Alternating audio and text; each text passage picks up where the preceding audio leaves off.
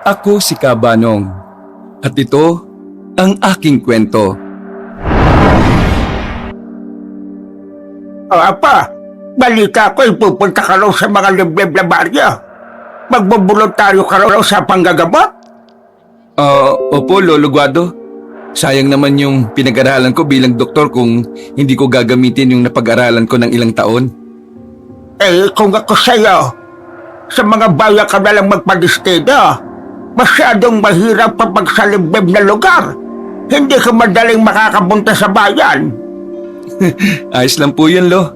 Ihatid at susundin naman po ako. Sadyang kailangan lang talaga ng tulong ng mga liblib na nayon ngayon. Kalimitan kasi, hindi na sila nakakarating sa bayan. Pero, nag-aalala pa rin ako sa'yo. Paano na lang kung mapagdiskitahan ka ng mga mangkukulam doon, ng mga aswang? Hindi ka madaling nakakahingi ng tulong. Tayo ka ron eh. Ay nako, hindi naman po totoo yung mga yan, Lolo. Moderno na po ang ating panahon. Panahon na ngayon ng siyensya. At hindi na mga kwentong katatakutan na yan. Kahit na apo, iba pa rin ang naghahanda. Paliwalaan mo mga sinasabi ko. Kalimitan, may mga aswang sa liblib na dayon. Si Lolo naman, doktor po ako, hindi po isang albularyo. Alam nyo, ang pagiging aswang ay isang uri ng sakit sa utak. Walang halong kababalaghan dyan. Hindi mo alam kung gaano kabagsik ang mga nilalang na yan. Basta, hindi ako naniniwala riyan. Para sa akin, Lo, walang aswang eh. Hindi naman kita pinipilit na maliwala pa. Ang sa akin lang sana mag-iingat ka sa posibilidad na baka may aswang sa badyong pupuntahan mo. Sige na nga lang. Huwag kayong mag-alala. Mag-iingat po ako, Lolo. Oo na, naniniwala na ako sa mga sinasabi nyo. Basta, mag-iingat ako ron. Ay, mabuti naman kung gano'n. Sandali nga lang po. May ibibigay ako sa'yo. Po? Ano po ba yan, Lo? Hindi sumagot ang matanda kay Hiner. Nagmadali itong umalis at pumunta sa gilid. Minabuti na lang niyang hintayin ng kanyang lolo hanggang sa makabalik na ito. Nung makabalik na ang matanda, Eto apa, paniguradong malaking may tutulong na mga ito sa'yo. Ingatan mo lang at itago. ano po ba yan, Lo? Ito ang langis na kumukulo kapag merong aswang. Itong isa naman ay ang medalyon ng San Benito. Kailangang isuot mo ito palagi para maging ligtas ka sa anumang panganib na maaaring idulot ng mga aswang at iba pang mga masasamang elementa. Lolo Guado?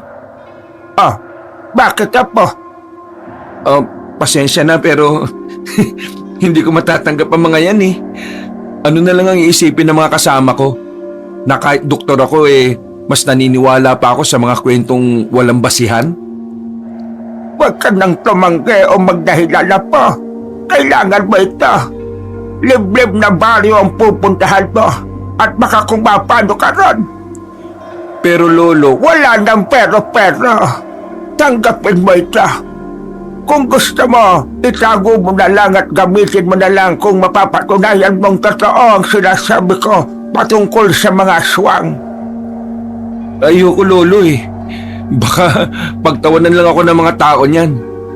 Anong silbi ng aking propesyon kung maniniwala lang ako sa mga ganyang bagay?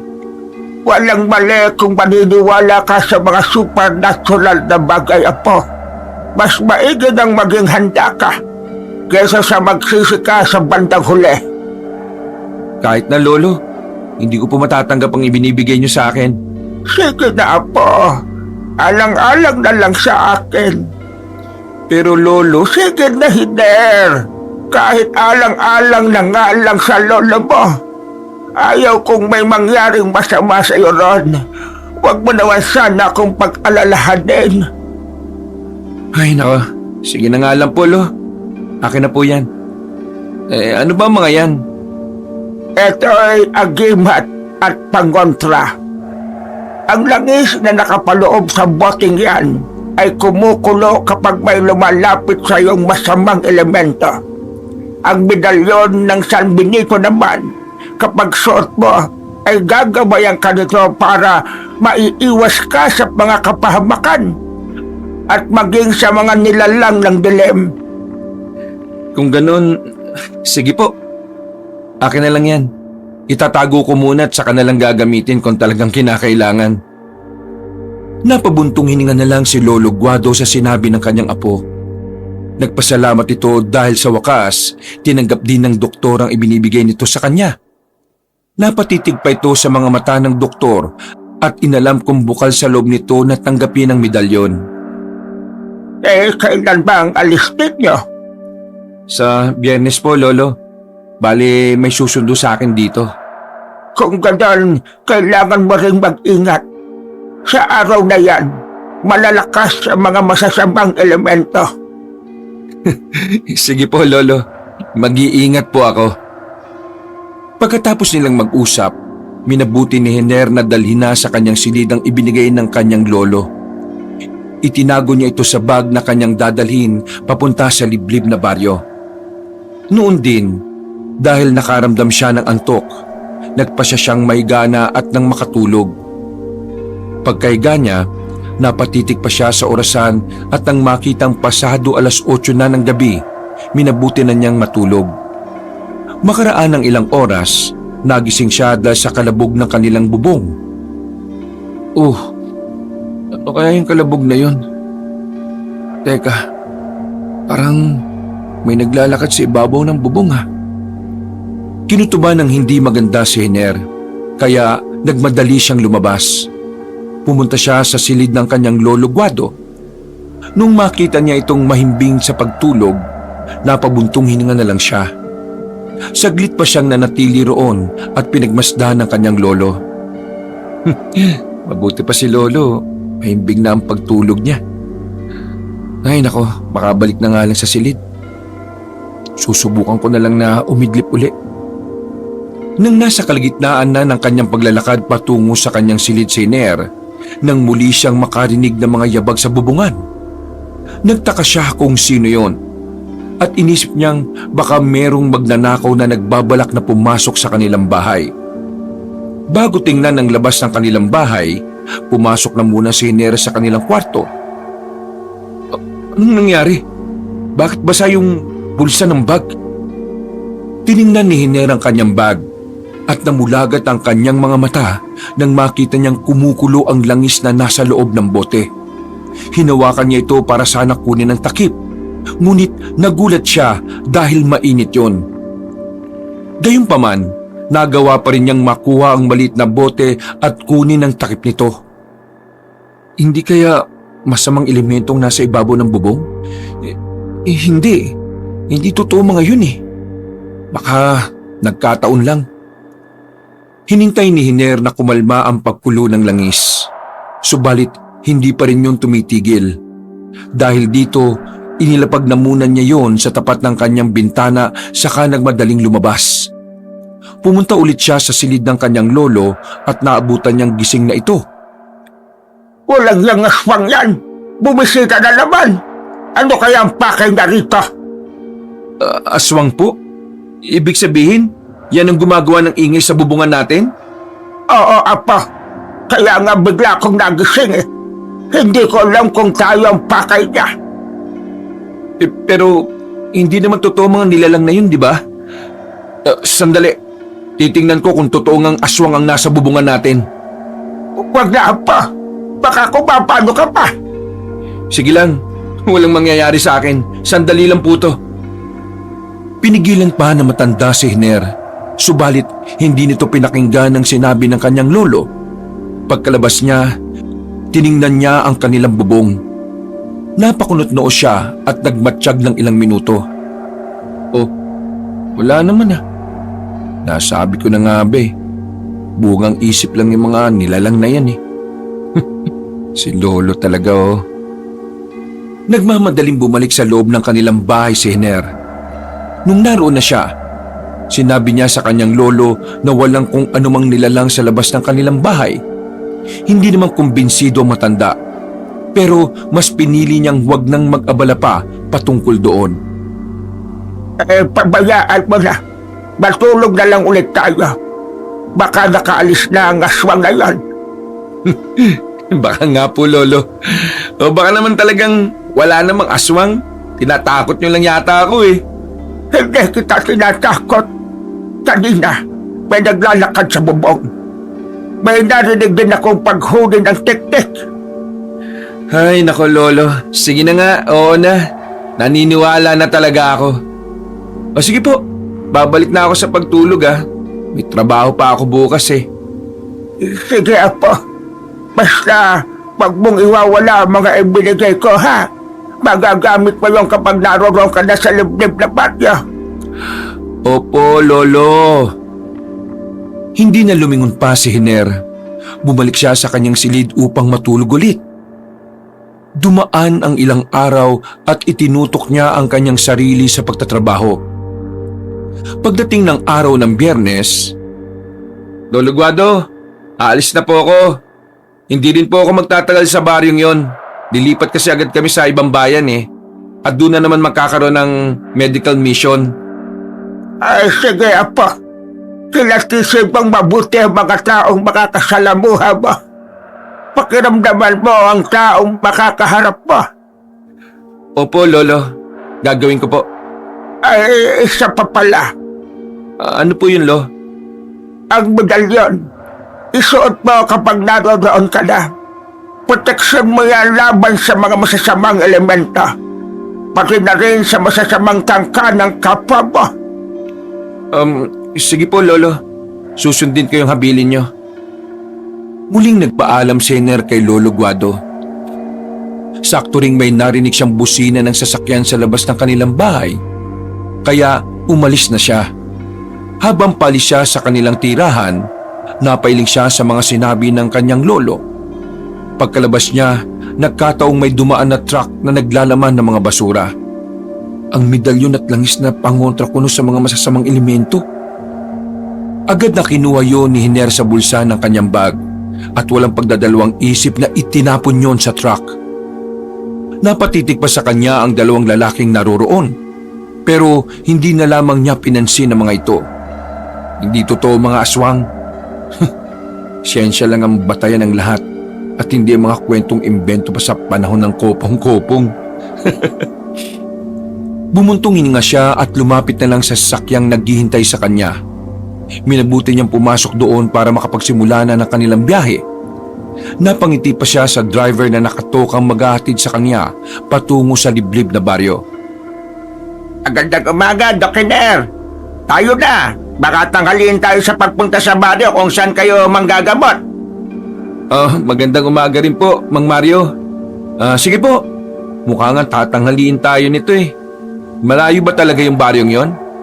Oo. Yun na yata yung pinakadulong baryo sa ating bayan eh. Napakaliblib doon.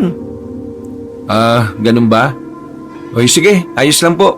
Ang mahalaga eh, maisagawa ko yung pakay natin doon. Sige, Doc. Ay, teka.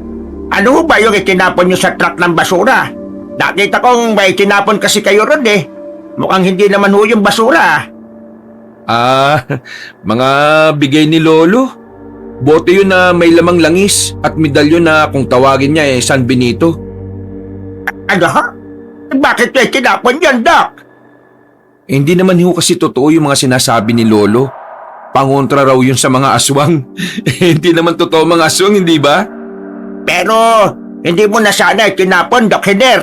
Magagamit mo yun sa oras na kagipitan. Bakit to? Naniniwala ka rin ba sa mga aswang? Wala namang pagbabasihang siyensya yun eh, hindi ba?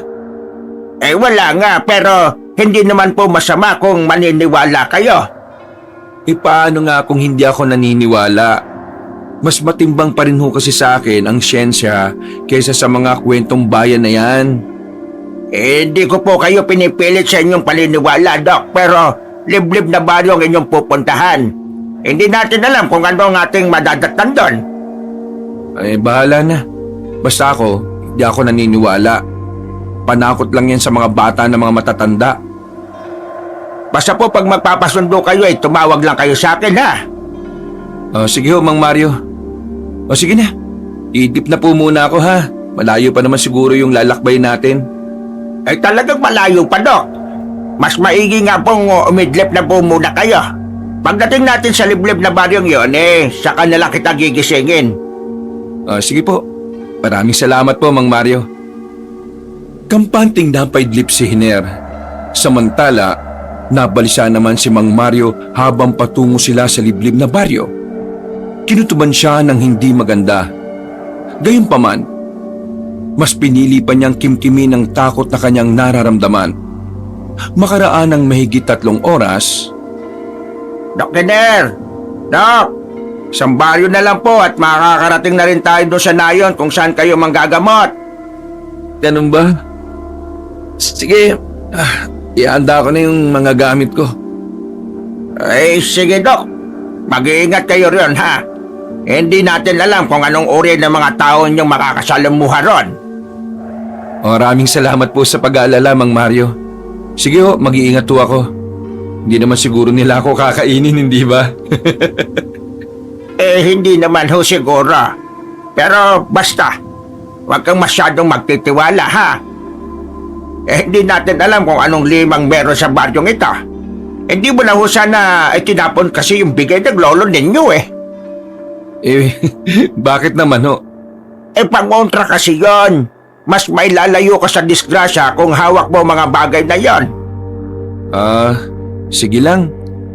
Kaya ko naman ang sarili ko kung sakali. Basta, kung kailangan mo ako at kung magpapasundo ka na, tawagan mo na lang ako kaagad, ha? Oho, sige po. Mang Mario, salamat to. Doc Hiner, naririto na tayo sa baryo. O ano, sasama pa ba kita sa bahay ng kanilang kapitan? Depende ho sa inyo, Mang Mario. Sige, Doc. Sasamahan na muna kita at nang makita ko rin ang ibang bahagi ng baryong ito. Iniwan na muna nila ang mga gamit ni Hiner sa sasakyan.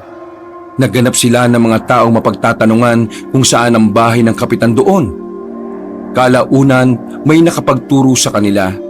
Kaya tinungo nilang dalawa ang tirahan noon.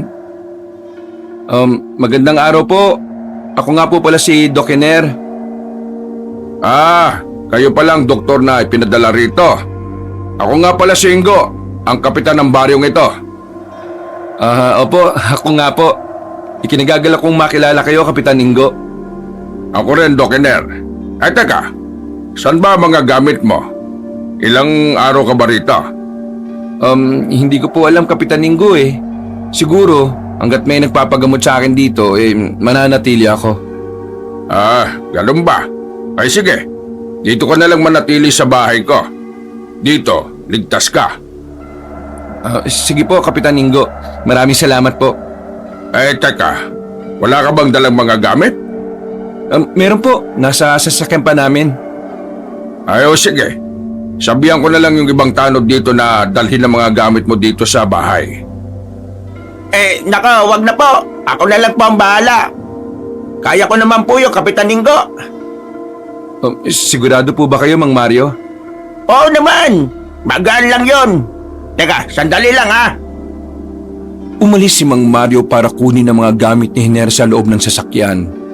Samantala, nagkwentuhan naman ang doktor at ang kapitan ng naturang baryo patungkol sa mga sitwasyon ng mga taong nakatira roon. Alam mo ba, Doc Hiner, marami ang mga taong nangangailangan ng doktor dito. Ngunit dahil malayo kami sa bayan at wala rin pera, kadalasan umaasa na mga tao sa tradisyonal na panggagamot. Kung ganun, tamang-tama pala yung pagdating ko dito, Kapitan. Oo naman, Doc. Ito ang unang beses na merong doktor na nakarating dito sa amin. Tsak na matutuwa ang mga tao rito. Sana nga po. Kanina kasi nung papunta pa lang kami rito, parang ibang tingin sa amin ng mga tao Ano bang ibig mong sabihin dyan? Para ho kasing may binabalak silang masama. Pakiramdam ko parang nanunood sa mga laman namin yung titig nila Hindi naman siguro. Baka naalarma lang sila sa pagpunta nyo rito. Huwag kayo mag-alala, Doc. Susubukan ko silang kausapin. Sasabihin ko na rin kung ano ang pakay nyo rito. Ano pong ibig niyong sabihin na alarma? Wala. Sige lang. Ako ang bahala at kakausapin ko sila at nang maipakilala rin kita sa kanila. Sige po, Kapitan. Maraming salamat po. Natigil lang ang kanilang pagkukwentuhan nang dumating si Mang Mario. Dala nito ang mga gamit ni Hiner na naiwan sa sasakyan. Doc Iner, eto na mga gamit niya. Ay, pasensya ka na at medyo natagalan ako, ha? Ayos lang ho, Mang Mario. Maraming salamat po pala sa inyo. Nako. Mabuti pa pumasok na muna kayo sa loob ng bahay nang makapagmeryenda kayo. Parehong napatango si Hiner at Mang Mario. Sumama sila kay Kapitan Ingo. Noong naroroon na sila sa loob ng bahay, saglit silang pinaghintay ni Kapitan. Pagkabalik nito, may dala na siyang tinapay at saka inumin. Pasensya na kayo ha. Bibira lang kasi akong makapunta sa bayan. Alam naman ninyong pahirapang makarating doon. Wala pong problema. Hindi bale, sa susunod na araw, babalik dito si Mang Mario at magdadala ng mga pagkain na mula sa bayan. Oo nga po. Babalik ako rito sa susunod na araw. Ipinagpatuloy nila ang kanilang pagkukwentuhan. Inilatag naman ng doktor ang kanyang plano roon. Naagaran din namang sinang-ayunan ng Kapitan. Isa lang ang hiling ko sa iyo, Doc. Huwag kang sasama sa bahay ng kahit na sino dito. Mas maigi kung dito ka manggagamot sa bahay ko. Pero bakit naman po, Kapitan? Basta, hindi na mahalaga ang rason. Ang importante ang kaligtasan mo. Teka, may nabanggit sa akin si Lolo. Totoo bang may mga aswang dito? Ha? Saan ba niya nakuha yung impormasyon na yan? Hindi ko nga rin alam eh. Pero ang sabi niya, mag-iingat daw ako. Alam mo, Doc, kahit saan kayo magpunta, merong aswang. Minsan, hindi natin alam ang totoong pagkatao ng ating nakakasalamuha. Kung ganun, totoo ang sinasabi ni Lolo? Ha? Huwag kayo mag-alala, Kapitan. Hindi naman ako naniniwala dyan eh. Hindi totoo mga aswang. Walang basihan ng siyensya. Siguro nga, Doc. Pero kailangan pa rin natin mag-ingat. Tayo ka rito at responsibilidad kita. Sige ho, Kapitan. Pero wag ho kayo mag-alala. Hindi ako magiging pasaway sa inyo. Sige. Teka. Sandali lang ha at ihatid ko na muna sa kusina itong nilagyan natin ng tinapay sa kainumin. Dito lang muna kayo, ha? Pinagmasdan ni Hiner at Mang Mario si Kapitan Ingo. Nung nasa kusina na ito, Doc Iner, mas maigi siguro kung wag na kayo magpapaabot ng gabi rito. Bakit naman? Ano bang pinapangambahan nyo? Kanina, bago kukunin yung mga gamit mo sa loob ng sasakyan, naglibot-libot muna ako. Hindi ka maniniwala sa nakita ko, Doc. Bakit? Ano bang nakita mo? May nakita ko nakasampay ng mga balat at laman loob. Hindi ko nga lang sigurado kung laman loob yun ng anong hayop eh. Pero ano? malakas ang kutob ko na aswang ang nakatira sa bahay na yun. Nakita ko rin ng ibang tao na nagkukwentuhan at ang ilan sa kanila kakaiba. Kakaiba? Anong kakaiba? Naglalaway kasi sila at nanlilisik ang kanilang mga mata. Teka. Baka yan yung dahilan kung bakit ipinadala ko dito. Baka yan yung kadalasang sakit ng mga tao dito. Wala kang dapat na ipangamba. Malulunasan yan.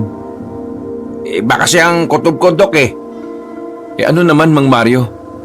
Parang may kung ano kayong ikinakatakot Alam kong hindi ka maniniwala, Doc Iner, pero malakas ang kutob ko na may mga aswang sa baryong ito.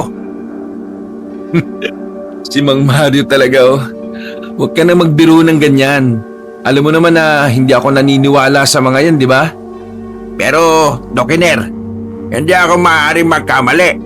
Malakas ang kutob kong may mga aswang dito. Kailangan niyong mag-ingat. Dahil dayo lang kayo rito Oo na, mag-iingat nga ako. Pero pwede ba? Huwag mo nga munang babanggitin sa akin yung katagang aswang na yan. Pasensya na ho kayo, Doc Iner. Wala naman nung kaso, Mang Mario. Hindi naman ako galit At wala ka rin kasalanan. Ang sa akin lang, nandito ako para tumulong sa mga tao. Basta Dok, mag-iingat kayo. Huwag kayo masyadong nagtitiwala sa mga tao rito, ha? Oo na, basta itiko mo na lang yung bibig mo. Baka may makarinig sa'yo at isipin nilang hinuhusgahan natin sila eh. Bakit parang may kung ano kayong pinag-uusapang seryoso dyan? Si Mang Mario kasi, Kapitan. Nagpapaalam na hong umuwi. Ganun ba? Masyado pang maaga. May lalakarin pa ho kasi ako, Kapitan. Babalik na lang ako rito pagkaraan ng ilang araw. Magdadala ako ng mga pagkain dito. Siya, sige. Maraming salamat. Nagpaalam na si Mang Mario na uuwi. Dahil dito, sinamahan siya ni Hiner patungo sa labas ng bahay ni Kapitan Ingo. Basta, Doc Hiner, mag-iingat kayo rito, ha? Hindi nyo alam kung ano ang lihim ng mga tao rito. Pagbalik ko, magdadala ako ng pangontra. Mas maigi ng makapaghanda. Sige, pero huwag kayong mag-alala. Kaya ko naman ang sarili ko eh. Hindi naman siguro ako pababayaan ni Kapitan. Kahit na, pati siya, patsagan mo rin. Basta, iba talaga ako tungkol sa baryong ito eh. Ay sige na, mauna na ako, Doc. Napatango na lang si Hiner sa sinabi ng driver na naghatid sa kanya roon. Tinanaw na lang niya yun habang naglalakad palayo.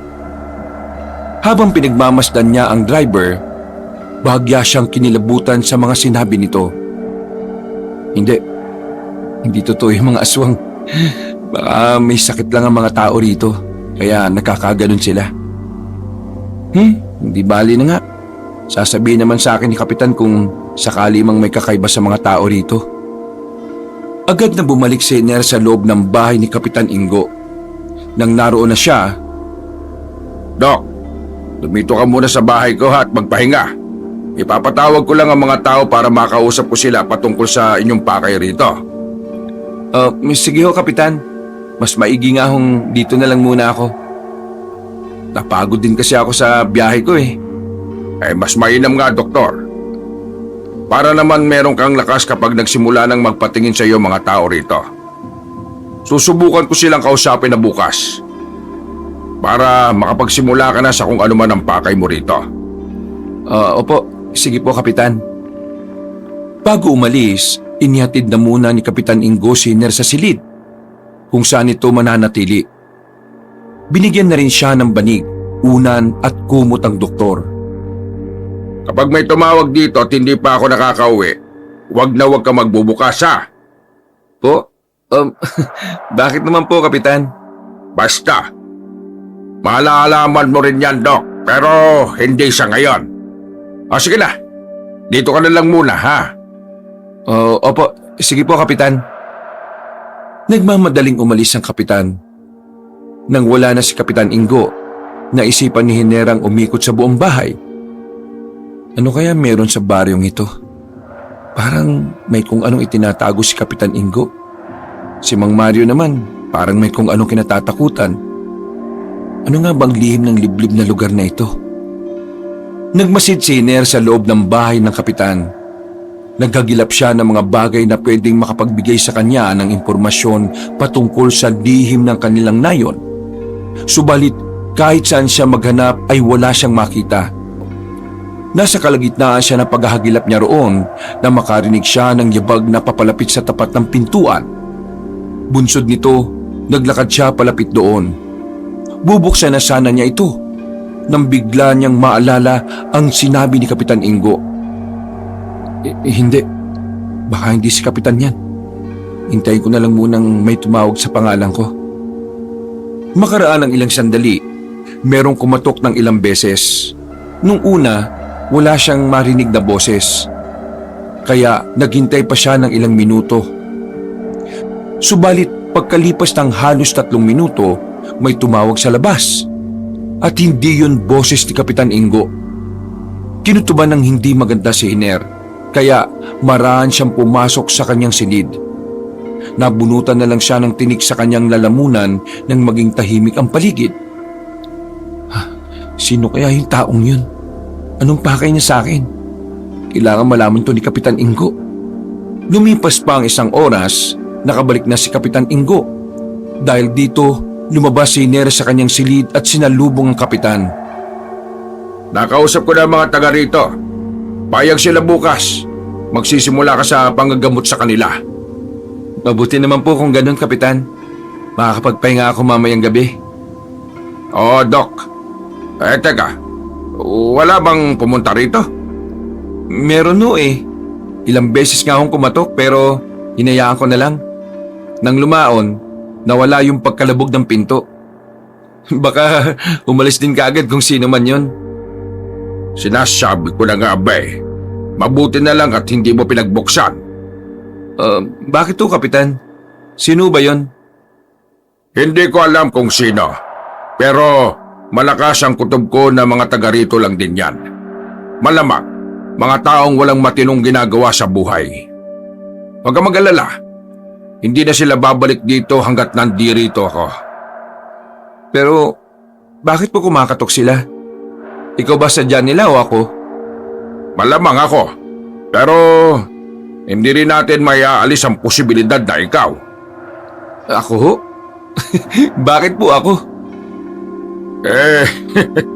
Kalimutan mo na ang mga sinabi ko. Nagbibiro lang naman ako. Ay, siya nga pala. Magkakatay ako ng manok at tinulang manok ang ating magiging ulam mamaya. Ayos lang ba yun sa'yo, Doc? Ganun ba, kapitan? Oh, sige po, tamang-tama. Paborito ko yung tinolang manok. Tulungan na kita sa pagkatay. Wag na. Magpahinga ka na lang, Doc. Hindi naman mabigat ang gawain na yun eh. Di ikaw hubala.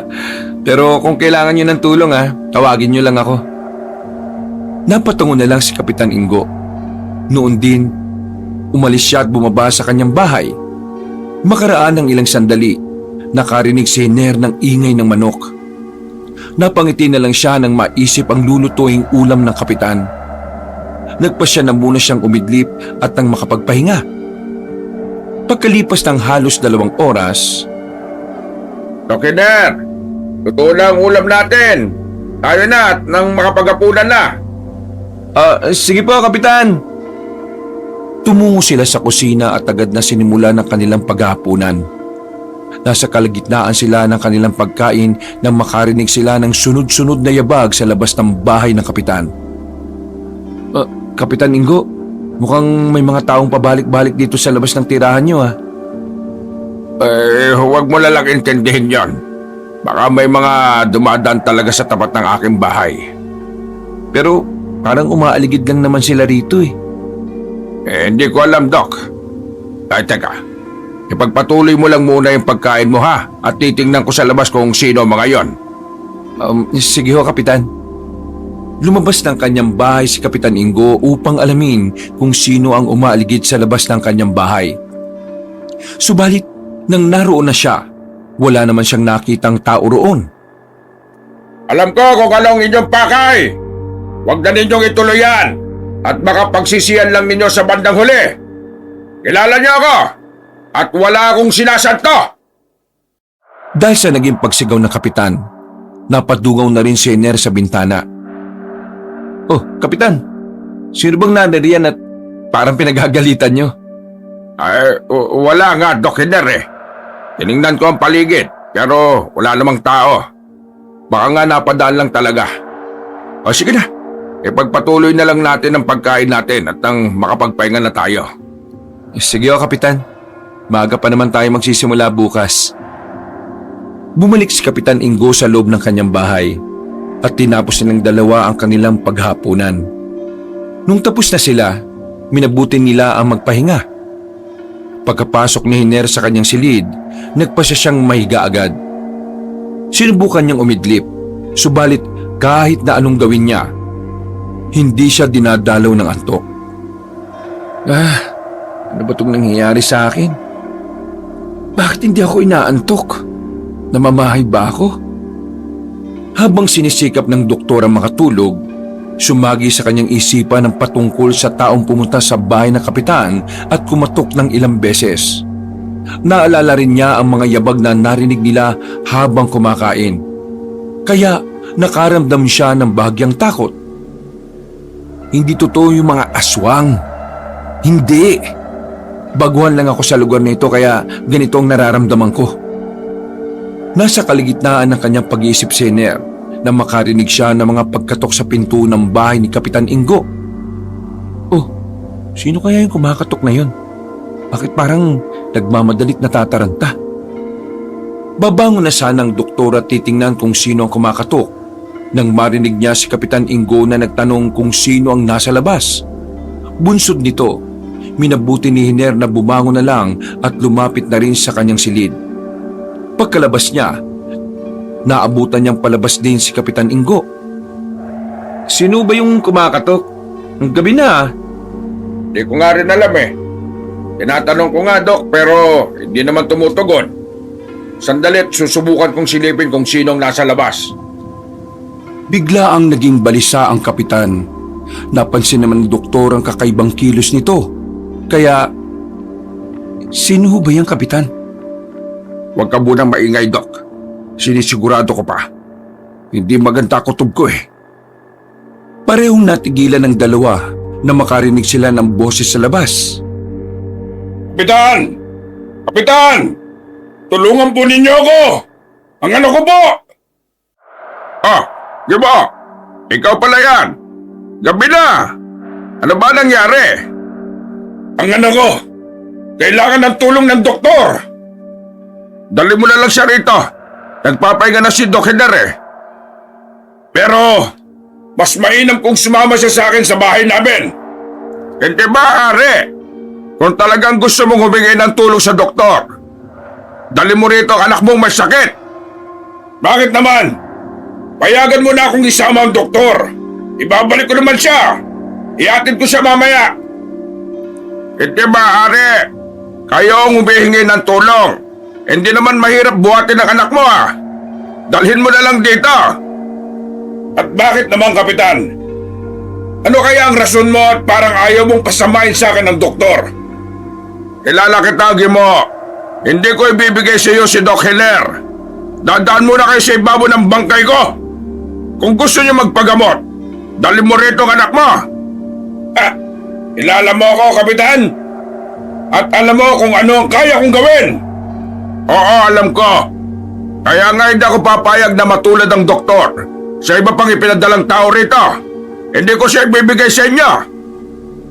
Huwag mong sinasayang ang oras ko, Kapitan Ingo. Kapag may nangyaring masama sa anak ko, kayo ang aking sisisihin. Bilog ang buwan sa susunod na gabi. Hindi malabong may gawin kayo sa doktor. Hindi maaari. Dito lang siya sa bahay ko. Sisiguraduhin ko sa iyong pagsisisihan mo ang pagpigil mo sa doktor na yan. Magsisisi ka, Kapitan! Kayo ang magsisisi kapag may ginawa kayong masama. Umuwi na kayo! Hindi ako papayag sa gusto niyong mangyari. Sandali. Sasama na lang ako sa kanya. Hindi kaya ng konsensya ko kung mayroong mangyari masama sa bata. Nakita mo na, Kapitan! Ang doktor na mismo ang nagwika. Sasama siya! Hindi maaari. Kayo ang humihingi ng tulong. Kayo ang pupunta rito. Pero kapitan, baka ho kung mapano yung anak niya. Ihatid naman niya ako babalik rito ha. Huwag kang makinig sa kanya, Doc.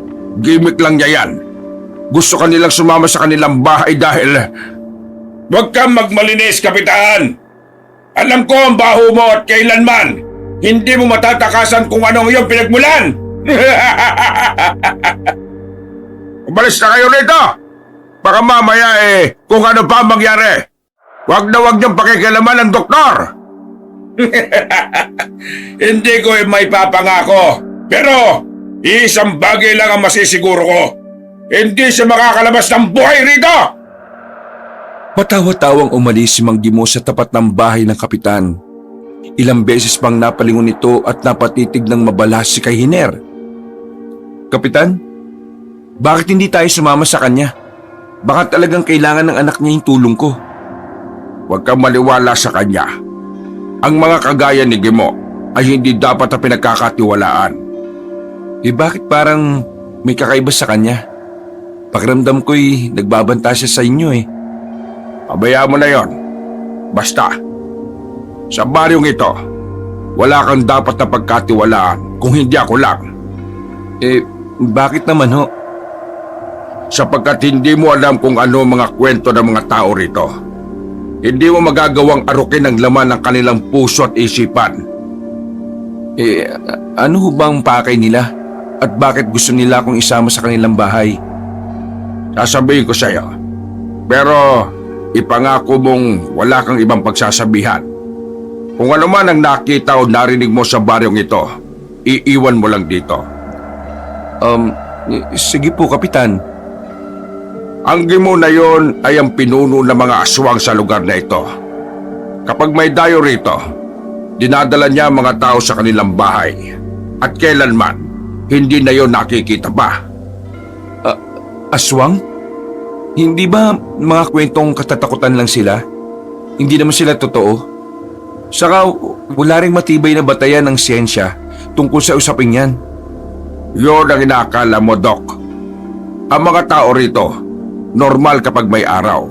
Subalit pag dumarating ang dilim, malalaman mo kung ano ang kanilang lihim. Hindi na nakasagot si Iner sa itinura ni Kapitan Ingo. Pareho silang natahimik nang makarinig sila ng pag-alulong ng mga aso. Tanging mga aso lang ang may kakayahang makita at marinig ang hindi sakop ng ating pandama. Sila ang nakakalam kung ano ang nangyayari sa karimlan.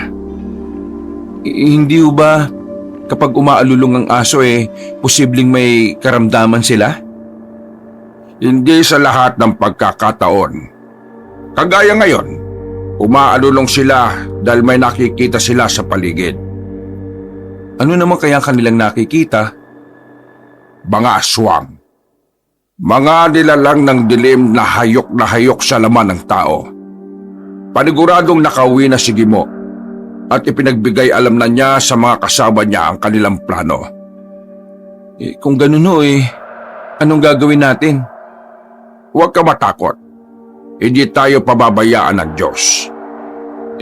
Baka kung mapano tayo, kailangan may gawin tayo. Kahit pa sinabi ni Kapitan Ingo ang patungkol sa mga aswang, hindi pa rin ito pinaniwalaan ni Hiner. Ang tanging ipinag-aalala niya ay baka kung ano ang gawin ng mga taong naniniwala sa kanyang sarili na sila'y mga aswang.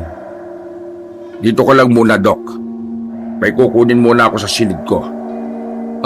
Sige ho, Kapitan. Teka, maigi siguro kung papasok na lang din ako sa kwarto ko. Sige. Pero kung may mangyayari sa iyo at kung kailangan mo ng tulong, sumigaw ka kagad. Oo, Kapitan. Minabuti na rin bumalik ni Hiner sa kanyang silid. Pagpasok niya ron, agad na tumama ang kanyang paningin sa kanyang dalang bag. Napakunot noo siya dahil basa ang bulsa noon. Ano ba nangyayari? At bakit basa ang bulsa ng bag na yan? Matingnan na nga lang. Nilapitan niya ang bag at inalam kung ano ang dahilan ng pagbasa ng bulsa nito. Ha? Paano nangyari to? Itinapon ko na yung bote ng langis na ito at maging ang medalyon ni Lolo. Paano nandirito at nakabalik ang mga ito? Nanginig ang buong katawan ng doktor sa napagtanto niya. Tiningnan niya ang bote at kita niya kung paano kumulo ang langis sa loob noon. Dahil dito, nagpasya na siyang isuot na lang ang medalyon ng San Benito. Binuksan na rin niya ang bote at tinayaang umapaw rito ang kumukulong langis. Walang ano-ano. Dokeder! Ayos ka lang ba dyan? Oo, Kapitan. Sandali lang at lalabas ako. Sige, kailangan natin maganda. Mukhang marami sila sa labas. Ho? Sinong sila, Kapitan? Ang mga aswang! Nang marinig ng doktor ang sinabi ng Kapitan, napalapit ito sa dingding. Nagganap siya ng siwang at sumilip doon. Napalunok siya ng kanyang laway at nanlamig ang buo niyang katawan. Ano yan? May mga may itim na nilalang na may nagbabagang mga mata sa labas. Parang nakabantay dito sa paligid. Naalala ni Hiner ang sinabi ng kanyang lolo patungkol sa langis. Kaya ibinaling niya ang kanyang paningin doon. Kapitan Ingo, halina muna nga kayo dito at may papakita ko sa inyo. Ano ba yan, Doc? Sandali lang. Nagmamadaling pumunta si Kapitan Ingo sa silid ni Hiner. Nang naroon na siya, agad na itinuro ng doktor ang bote na may lamang kumukulong langis. Kanino galing ang langis na yan? Sa lolo ko ho, ibinigay niya sa akin bago pa man ako pumunta rito. Itinapon ko na nga ito eh, pero hindi ko alam kung paano ito nakabalik sa bag ko. Malamang, hindi ka pinababayaan ng gumagabay sa'yo. Pero bakit kaya ganyan ang pagkulo ng langis? Parang nakasalang sa apoy eh. Nagiging ganyan yan dahil nagkakaroon ng reaksyon sa paligid ang kung anumang dasal na ikinarga niyan at ang mga sangkap niyan. Ano bang ibig niyong sabihin, Kapitan? May mga masasamang nilalang sa paligid. Mga aswang. Yan ang dahilan kung bakit kumukulo ang ganyang langis. Sandali. Susubukan kong silipin ang labas.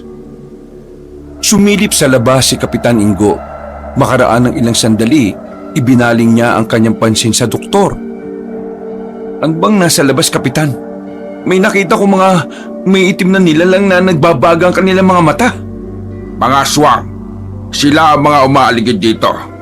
Tsak na ikaw ang kanilang pakay. Sinasabi ko na nga ba eh, may gagawin na naman ang gimuna yan eh.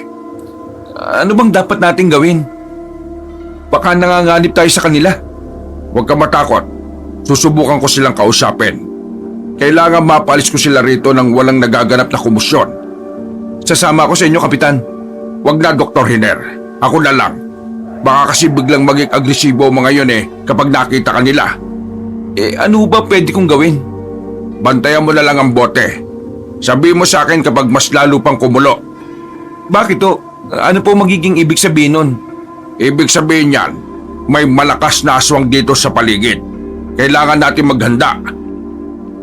Nanlamig ang buong katawan ni Hiner. Naalala niya ang mga naging babala sa kanya ng kanyang lolo Guado at maging ni Mang Mario. Na-imagine na rin niya ang mga nilalang na nakita niya sa labas ng bahay ni Kapitan Ingo. Ibig sabihin, tama sila? Totoo mga aswang? Hindi maaari. Kailangan makaalis ako sa lugar na to. Noong mga panahong yun, hindi na inisip ni Hiner ang pagtulong. At ang lolo Guado niyang naghihintay sa kanyang pag-uwi. Makaraan ng ilang sandali, narinig niya ang boses ni Kapitan Ingo sa labas ng kanilang bahay. Sinasabi ko na nga bang babalik kayo rito eh. Inakala ba ninyo na basta-basta ko na lang na ibibigay ang doktor sa inyo? Wala kang magagawa, Kapitan. Ibigay mo na siya sa amin. Hindi. Labanan niyo muna ako at talunin. At kung matatalo kita, magiging akin ang dayong yan. Kakainin ko rin ang laman loob mo. Yan eh kung magagawa mo. Dahil sa narinig ni Hiner, nagpasya siyang silipin kung ano ang nangyayari sa labas. Lumapit siya sa bintana upang dumungaw roon. Agad niyang iginala ang kanyang paningin at napamulagat ang kanyang mga mata nung makita niya ang kapitan. Kaharap nito ang isang maitim na nilalang na may nagbabagang mga mata. May ilang kasama din ang nilalang na animoy nakaantabay sa mangyayari. Umayos na kayo rito. Baka hindi nyo alam kung ano ang kaya kong gawin, Gimo. Ikaw ang walang kaalam-alam sa pwede namin gawin. Mag-isa ka lang at marami kami. Oo, mag-isa lang ako. Pero hindi ko kayo susukuan. Kaya kong ubusin ang mga aswang na kagaya nyo. Anong sabi mo? Aswang na kagaya namin? Bakit ikaw? Hindi ka ba aswang? Nanlamig ang buong katawan ng doktor. Pakiramdam niya'y nagtiwala siya sa maling tao. Subalit dahil naging mabuti naman sa kanya si Kapitan Ingo, hindi niya ito hinusgahan kaagad. Nagbula ako sa dugo ng mga aswang. Subalit itinakwil ko na ang pagiging ganon. Bakit? Kung hindi lang naman dahil sa pagkamatay ng aking ama, hindi ka magiging pinuno, hindi ba? Mahina ang ama mo. Hindi siya nababagay na maging pinuno ng mga aswang dito sa baryong ito. At inakala mo bang nararapat kang maging pinuno? Ano akala mo? Hindi ko alam kung anong ginagawa mo. Pinatay mo siya para ikaw ang maging pinuno. Ano naman kung pinatay ko siya? Mahina siya! At malamang, kagaya niya, mahina ka rin! Diyan ka nagkakamali! Alam mo, pinalaki ako ng isang albularyo. Kaya, alam ko kung paano kayo lalabanan. Di sige, labanan mo ako! Tayong dalawa lang! Sige! Inakala mo bang matatakot ako sa'yo? Hindi! Dahil nagkakaroon na ng komosyon sa pagitan ni Kapitan Ingo at ni Mang Gimo, naisipan ni Hiner na tumakas na lang doon. Sinubukan niyang tawagan si Mang Mario ngunit hindi niya ito magawa. Ano bang klaseng lugar to? Napakaliblib. Hindi man lang ako makasagap ng signal. Hindi. Kailangan ko makaalis dito. Kailangan mailigtas kong sarili ko. Habang kinakabahan at nag-iisip ng paraan para makaalis, naibaling ni Hiner ang kanyang pansin sa bote ng langis na ibinigay sa kanya ng kanyang lolo. Napanganga pa siya nang magkataong nasaksihan niya kung paano ito nabasag. Kasunod noon, may mga kalabog siyang narinig sa ibabaw ng bubungan. Dokiner! Mas maigi siguro kung tumakas ka! Ako nang bahala sa mga aswang na ito! Hindi sila karapat dapat na tulungan! Sige mga kasama! Bantayan niyo lang ang paglabas ng doktor sa bahay ng kapitan! Nagmamadaling kinuha ni Hiner ang kanyang bag. Nagpalinga-linga siya hanggang sa madako ang kanyang paningin sa isang parte ng dingding na medyo marupok na. Hindi makakatakas ang doktor na yan! Siya ang magiging alay namin sa aming Diyos! Ang Diyos na itinakwil mo! Huwag mong pakilabas si Doc Hiner! Talunin mo muna ako! Nang mga sandaling yon, nakarinig si Hiner ng mga kakaibang ingay sa labas. Bago tumakas, naisipan niyang alamin kung ano ang nangyayari doon. Sumilip siya sa siwang ng dingding at namulagat ang kanyang mga mata nang makita niyang naglalaban sina Mang Gimo at Kapitan Ingo. Hindi niya rin maiwasan ang mamangha. Gawa ng nakayang tapatan ng lakas at bilis ni Kapitan Ingo ang kakayahan ni Mang Gimo. Hindi mo makukuha, Doktor! Nandito siya para tumulong sa atin! Hindi para pag-interesan ninyo! Wala ka nang magagawa, Kapitan! Sa ngayon, baka hawak na ng mga kasamahan ko ang doktor na pinagtatanggol mo! Papatayin kita at isusunod ko mga kasama mong yan! Tingnan na lang natin kung sino sa atin ang mawawala ng buhay! Nagpatuloy sa pambubuno ang dalawa. Ang ibang kasama naman ni Mang Gimo na nasa labas, umaligid na sa bahay ng kapitan. Nakaramdam na matinding kaba si Hiner. Anong gagawin ko? Kailangan makaalis ako dito. Hindi ako maaaring mamatay. Dahil nakatutok ang pansin ng mga aswang sa labanan ni Mang Gimo at Kapitan Ingo, naisipan niyang lumabas sa bahay ng kapitan. Dala ang kanyang bag, bumwelo siya at buong lakas na sinipa ang marupok na parte ng dingding. Nang magawa na niya itong sirain, hindi niya alam kung may mga nakamasid sa kanya. Pero hindi na siya nag-aksaya pa ng kanyang oras. Diyos ko, ikaw na lang bahala sa akin. Kailangan ko makalis dito. Kailangan ko makauwi sa amin ng buhay. Hindi na niya nagawa pang lumingon sa bahay ng kapitan. Tumakbo siya ng mabilis, patungo sa kalsadang dinaanan nila. Habang tumatakbo, napansin niyang lumakas ang pintig ng kanyang suot na medalyon. Dahil dito, hinawakan niya ito. Agad din nagkaroon ng pag-asa si Hiner na makatakas doon, gawa ng sobrang init ng San Benitong suot niya. Sana'y gabayan mo rin ako, San Benito. Marami pa akong tao na gustong tulungan. Iligtas mo ako mula sa... Hindi na ipagpatuloy ni Hiner ang bulong niya nang sa hindi niya inaasahan, may lumundag sa kanya mula sa likuran. Napansin niya ring may kung anong napigtas nang bumagsak siya sa lupa. Umangil ang nilalang, kaya sinikap niyang lingunin kung ano yon. Namulagat na lang ang mga mata ng doktor nang makita niyang isang maitim na nilalang na may nagbabagang mga mata.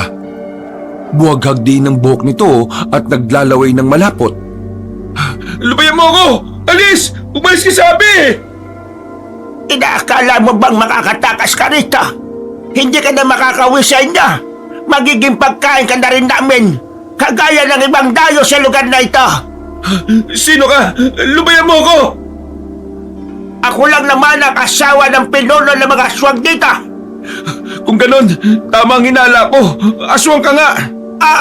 At ikaw ang magiging alay namin bukas pagdating ng kapilugan ng buwan. Hindi, maawa kayo sa akin. Pabayaan niyong makalis ako rito. Natawa na lang si Aling Felicidad dahil sa sinabi ni Hiner. Sinubukang tumayo ni Hiner subalit umibabaw sa kanya ang aswang.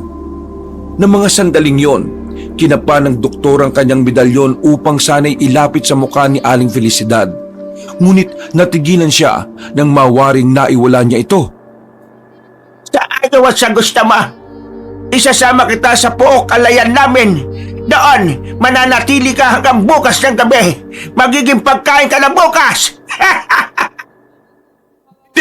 Hindi niyo magagawa yan. Alam ko ililigtas ako ni Kapitan Ninggo. At paano kanya ililigtas? Isa rin siyang aswang na kagaya namin. Pinaniwala ka lang niyang mabuti siya. Parang sinakluban ng langit at lupa si Hiner.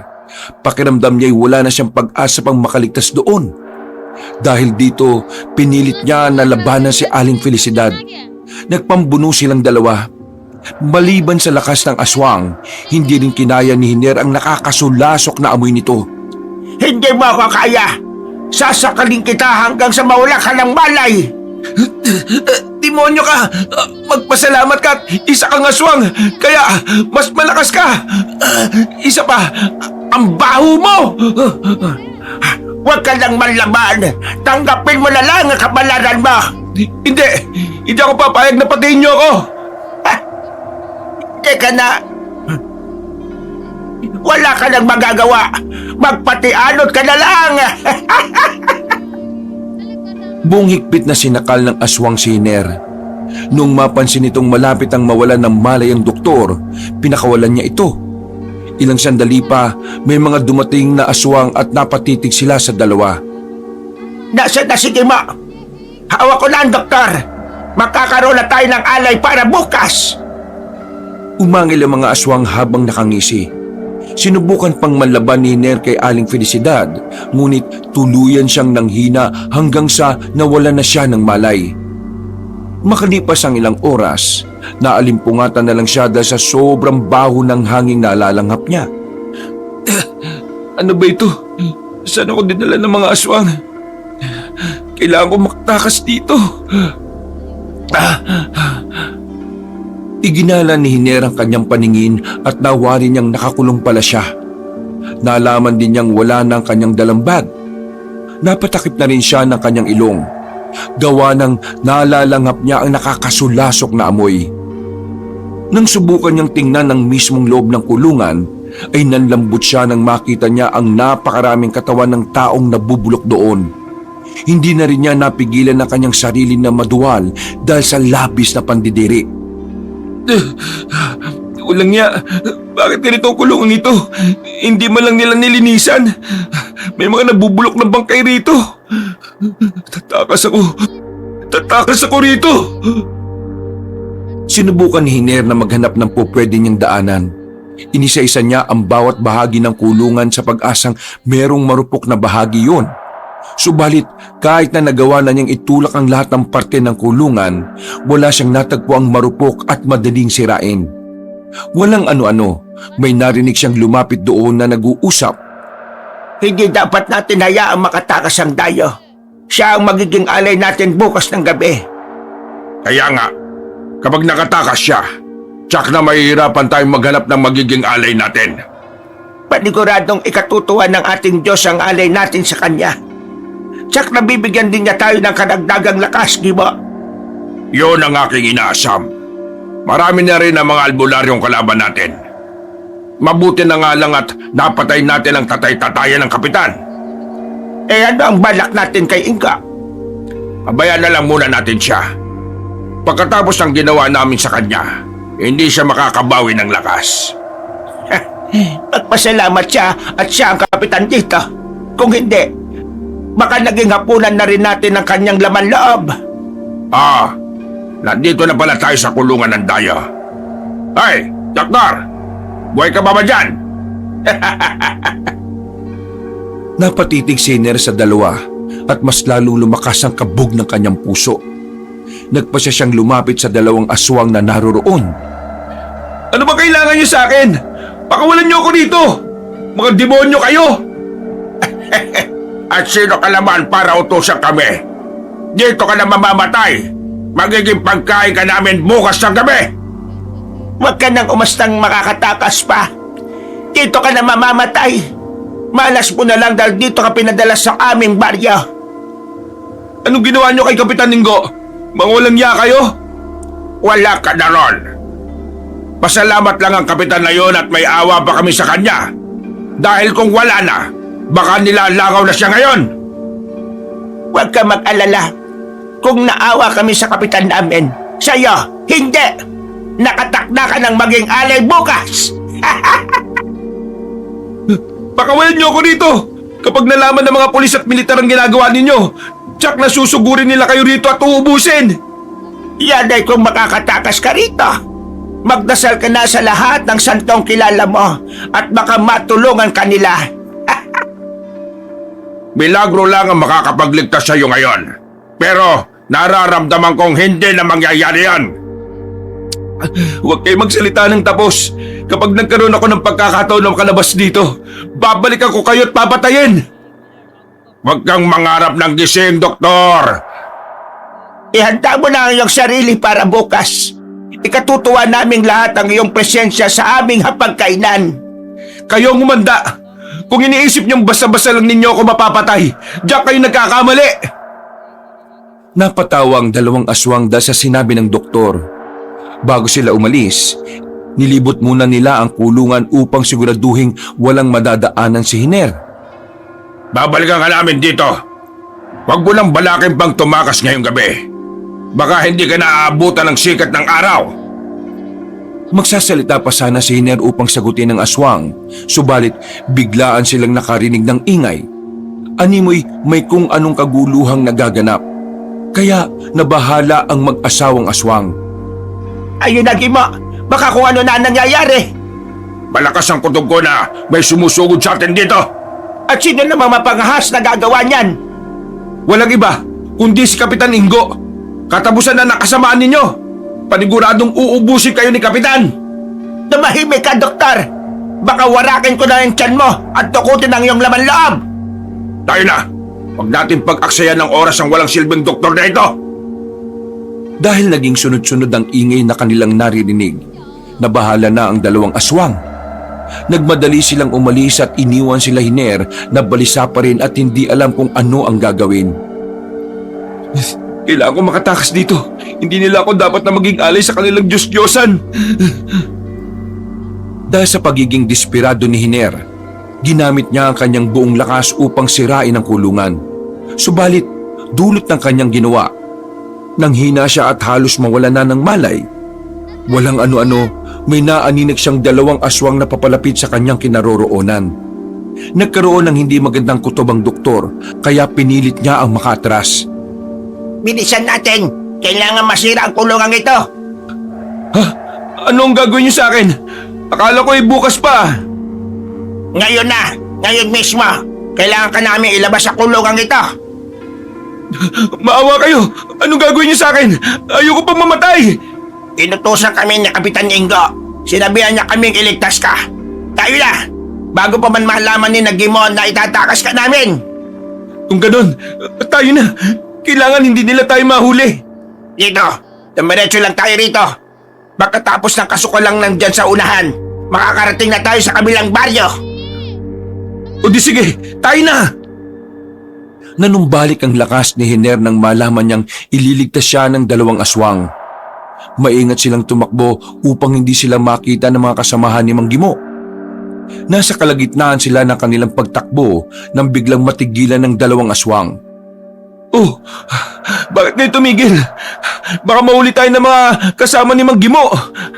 Nahuli na nga tayo. May nakakita sa atin at anumang oras ay susugod dito sa ating kinaroroonan. Ha? Anong gagawin natin? Baka patay na nila tayo. Kailangan ko makauwi sa amin. Mauna ka na, Dok. Kami nang bahalang humarap sa mga aswang na yan. Diretsuin mo lang ang dang ito at manghingi ka ng tulong sa kabilang baryo. Bilis! Pero paano kung mga kapanalig pala ni Mang Gimo ang mga nakatira doon? Hindi. Mga normal na tao lang din silang kagaya mo. Sige na, doktor. Tumakbo ka na habang may oras pa. Sige, maraming salamat sa inyong dalawa. Habang nasa ganoong sitwasyon, nakarinig ng mga yabag si Hiner. Kaya hindi na siya nag-aksaya pa ng oras. Tumakbo siya patungo sa sinasabi ng mga aswang na napag-utusan ni Kapitan Ingo. Ipinagdarasal na lang niya ang kanyang kaligtasan ng mga oras na yon. Habang papalayo siya, may narinig siyang mga ingay na animoy asong nag-aaway. Sinubukan niyang lingunin ang kanyang pinanggalingan, subalit hindi na niya nakita pa ang mga nagligtas sa kanya. Maraming salamat, Diyos ko. Alam kong hindi niyo ako pinababayaan. Hindi ko sasayangin ang pagkakataong ito. Nagpatuloy siya sa kanyang pagtakbo hanggang sa magawa na niya makapasok sa kasukalan. Kahit na sobrang sakit na ng kanyang paa dahil sa pagtakbo, hindi pa rin siya tumigil. Walang ano-ano, may narinig siyang kalusko sa kasukalang yon. Sinubukan niyang alamin kung saan nagmumula ang ingay at nahintakutan siya nang mapagtanto niyang nasa bandang likuran niya nang gagaling ang pagkaluskos. Diyos ko, ikaw na lang ang bahala sa akin. Kung talagang kapalaran ko mamatay sa lugar na ito, wala na akong magagawa. Nakinig na lang ang mga tuhod ni Hiner. Natigil na rin siya sa kanyang pagtakbo nang manghina ang mga ito. Nakita niya ang 5 pares na mga nagbabagang mga mata. Nakarinig na rin siya ng mga pag-angil. Kaya nalaman niyang mga aswang ang papasugod sa kanya. Walang utang na loob! Nandito ako sa parin niyo para tumulong sa inyo! Pagkatapos, ito igaganti niyo sa akin! Kung alam ko lang na ganito ang mangyayari, hindi na sana ako pumayag na tanggapin ang misyon na ito para gamutin kayo! Napaangi lang ang mga aswang bilang tugon kay Hiner. Walang ano-ano, napatakbo ng mabilis ang 5 nilalang upang sugurin ng doktor. Nagpalinga-linga naman siya upang maghanap ng mapupuntahan. Subalit bigla na lang siyang napausog sa gilid nang makaramdam siya ng malakas na hangin na dumaan. Ibinaling niya ang kanyang pansin sa 5 aswang at nandilat ang mga mata ni Hiner nang makita niya ang isang mabalahibong nilalang na papasugod sa kanila.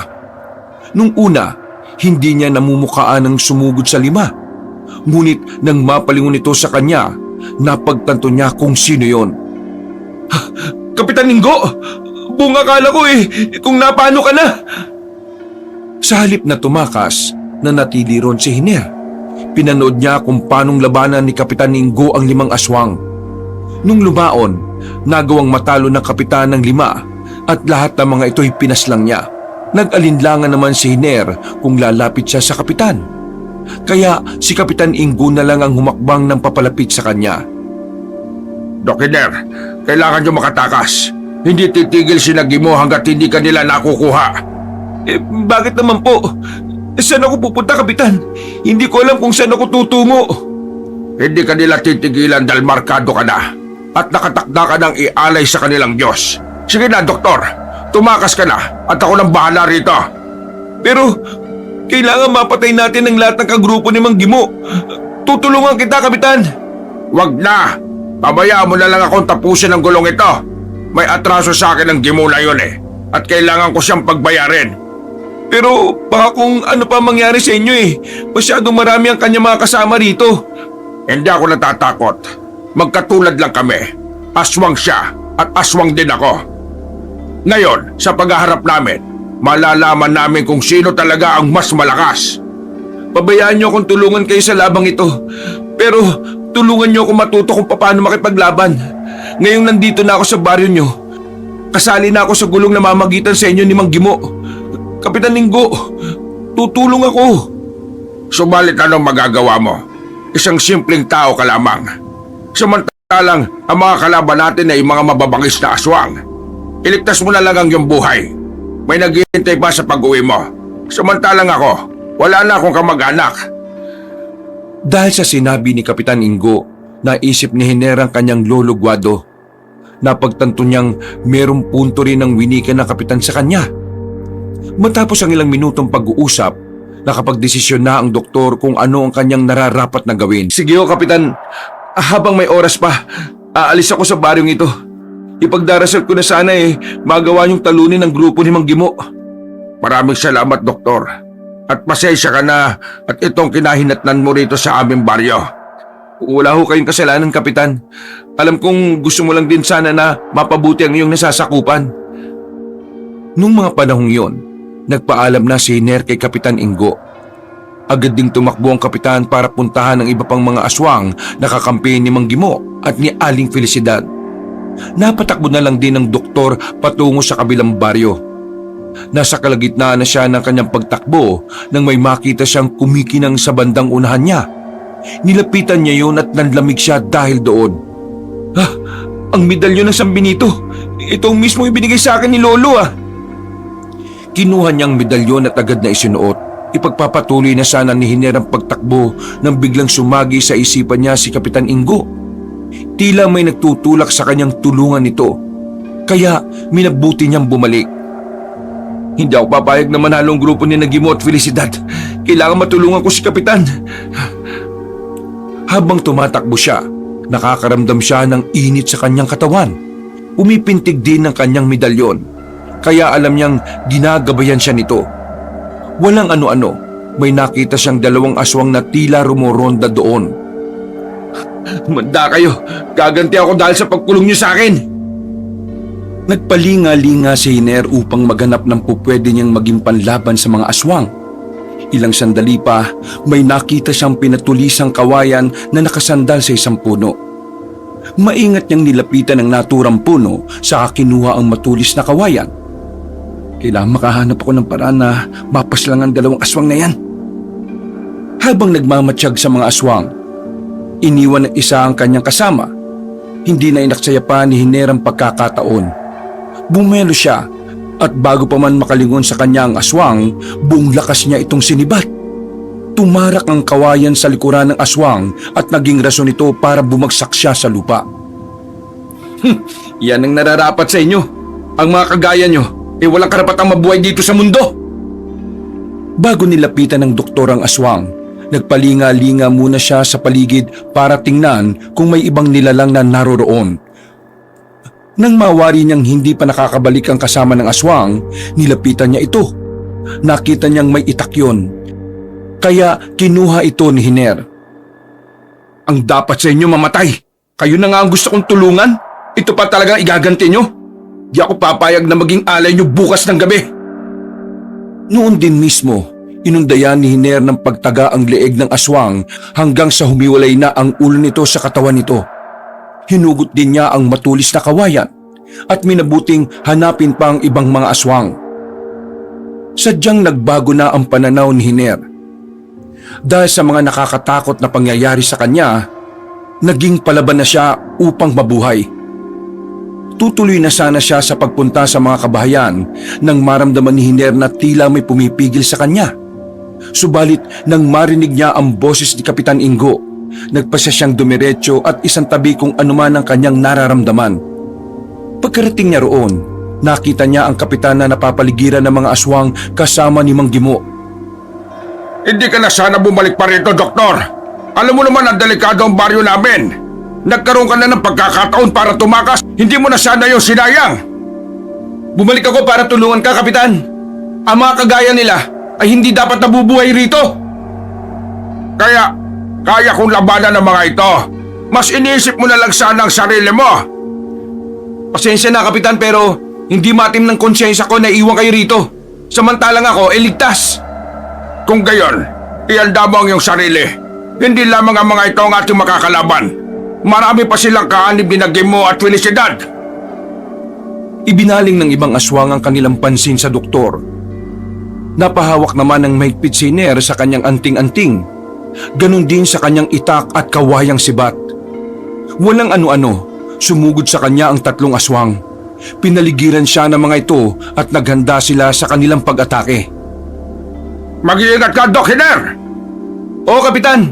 Maraming salamat. Huwag kang mag-alala. Hindi ako takot sa mga ito. Dahil sa anting-anting, nagkaroon siya ng kakaibang lakas ng loob at tapang. Huwag mong hayaang maisang ka na kanilang daya. Kung ano man ang makita mo sa paligid, ay huwag mong intindihin. Ituon mo ang pansin mo sa kanila. Oo! Napaangil ang tatlong aswang. Suminghot sila sa direksyon ng doktor at mas lalo pang naging mabalasik ang kanilang muka. Napatitig pa si Hiner kay Kapitan Ingo at nakita niyang nilalabanan na nito ang mga aswang na nakapaligid sa kanya. Kayo! Ano pang hinihintay nyo? Sumugod na kayo sa akin! Pagkawika ni Hiner ng mga katagang yon, mabilis na humakbang ang isang aswang para sugurin siya. Napailing naman ng doktor at nag-init ang kanyang pakiramdam. Nang malapit na ang aswang, buong lakas nitong itinarak sa nilalang ang matulis na kawayan. Tinamaan ng aswang sa tiyan na naging dahilan para saglit itong matigilan. Lalapitan sana ni Hiner yon upang tagain, subalit lumundag ang dalawang nilalang upang pigilan siya. Di ako papayag na manalo kayo sa labang ito! Iwinasiwas ng doktor ang kanyang itak, kaya naging maingat ang aswang sa paglapit ng husto sa kanya. Nang mawari niyang nag-aalangan ng dalawa, nagpasya si Hiner na gilitan sa leeg ang aswang na nasa harapan niya. Nasa likuran mo ang dalawa, Doc! Talagang patraidor kayo kung umatake, ha? Itong nararapat sa inyo! Hinugot niya ang kawayang matulis at agad na ipinihit ang kanyang katawan sabay palo sa dalawang aswang. Tinamaan ng isa sa kanila na naging dahilan para mabuwal ito sa lupa. Ang isa naman ay napatras, kaya nagkaroon ng pagkakataon si Hiner para sibatin yun sa dibdib. Ganyan nga, Doc! Huwag mong kaawaan ang mga aswang na yan! Salot ang mga yan dito sa ating bayan! Sila ang mga uri ng aswang na hayok sa laman ng tao! Kaya nga ho, Kapitan! Papatayin ko ang mga aswang na ito! Walang pagdadalawang isip na tinaga ni Hiner ang leeg ng aswang na may nakatarak na kawayan sa dibdib. Saktong pagkataga niya, nakarinig siya ng yabag sa likuran niya. Bahagya siyang napalingon at nang makita niyang papasugod sa kanya ang isang aswang, sinalubong niya rin ito ng pagtaga. Tinamaan sa muka ang aswang, kaya natigilan ito at napaungol. Noon din, hinugot ng doktor ang sibat na nakatarak sa dibdib ng isa sa mga aswang at itinarak din ito sa lalamunan ng nilalang na may sugat sa muka. Maubos kayo at wala na magiging salot sa mga taong naniniraan ng tahimik dito! Pagkabagsak ng aswang, nagpasya si Hiner na lapitan si Kapitan Ingo upang tulungan. Mas dumami pa ang mga aswang na umaligid sa kanila ng mga oras na yon, kaya mas lalo silang naging alerto. Napangisi naman ang mga aswang at mas naging agresibo sila. Dahil dito, nilabanan sila nila Kapitan Ingo at Hiner. Kapag naubos natin ang mga ito, kailangan ko nang harapin si Nagimo at Felicidad. Tutulungan kita, Kapitan! Baka kung ano pa mangyari sa iyo eh. Sige lang, pero kaya ko silang dalawa. Hindi ako magpapatalo sa kanila. Pero kailangan mo pa rin ako, Kapitan. Paniguradong mas marami pa ang mga aswang na makakaharap mo kung ikukumpara rito. Basta, kung ako sa'yo, pagkatapos nito iligtas mo na ang sarili mo. Teka, may suot kang makapangyarihang medalyon? Kung hindi ako nagkakamali, yan ang tinatawag nilang San Benito. Opo, tama kayo, Kapitan. Ito ang bigay sa akin ng lolo ko. Kung gayon, mapalad ka dahil may gumagabay sa'yo. Hindi ka basta-basta matatalo ng mga aswang. Ingatan mo yan. Dahil dyan, alam ko magagawa mo makaligtas mula sa grupo ni Nagimo at Felicidad. At magagawa ko rin tulungan kayo para maipanalo ang labang ito, Kapitan. Hindi nakasagot ng Kapitan. Itinuon nila ang kanilang pansin sa pakikipaglaban sa mga aswang na naroroon. Kalaunan, lahat ng mga nilalang ay nagawa nilang pabagsakin. Bugutan mo ng ulo mga yan. Kailangan masiguro natin hindi na sila mabubuhay ulit. Sige, Kapitan. Sandali lang po. Isa-isang pinugutan ni Hiner ng ulo ang mga aswang. Naituon niya ang kanyang pansin sa kanyang ginagawa. At nang ibaling sana niya ang kanyang pansin kay Kapitan Ingo, panandalian siyang natigilan nang malaman niyang wala na ito roon. Paniguradong pinuntahan na ni Kapitan Ingo si Mang Gimo at Aling Felicidad. Talagang malakas ang loob ng dalawang yan, ha? Tutulungan ko ang Kapitan. Hindi ako papayag na matalo nila si Kapitan Ingo. Dahil hindi alam ni Hiner kung saan nagpunta ang kanyang kasama, nagpasya siyang gumala na lang sa paligid. Binitiwan niya ang matulis na kawayan at minabuting itak na lang ang kanyang dadalhin. Nasa kalagitnaan siya ng kanyang paglalakad nang makarinig siya ng mga kaluskos. Dahil dito, napatago siya sa mga halaman. Iginala ng doktor ang kanyang paningin sa paligid at nakita niya ang 3 aswang na nagmamadali. Saan kayo pupunta? Nasaan si Nagimo at Felicidad? Natigilan ng 3 aswang.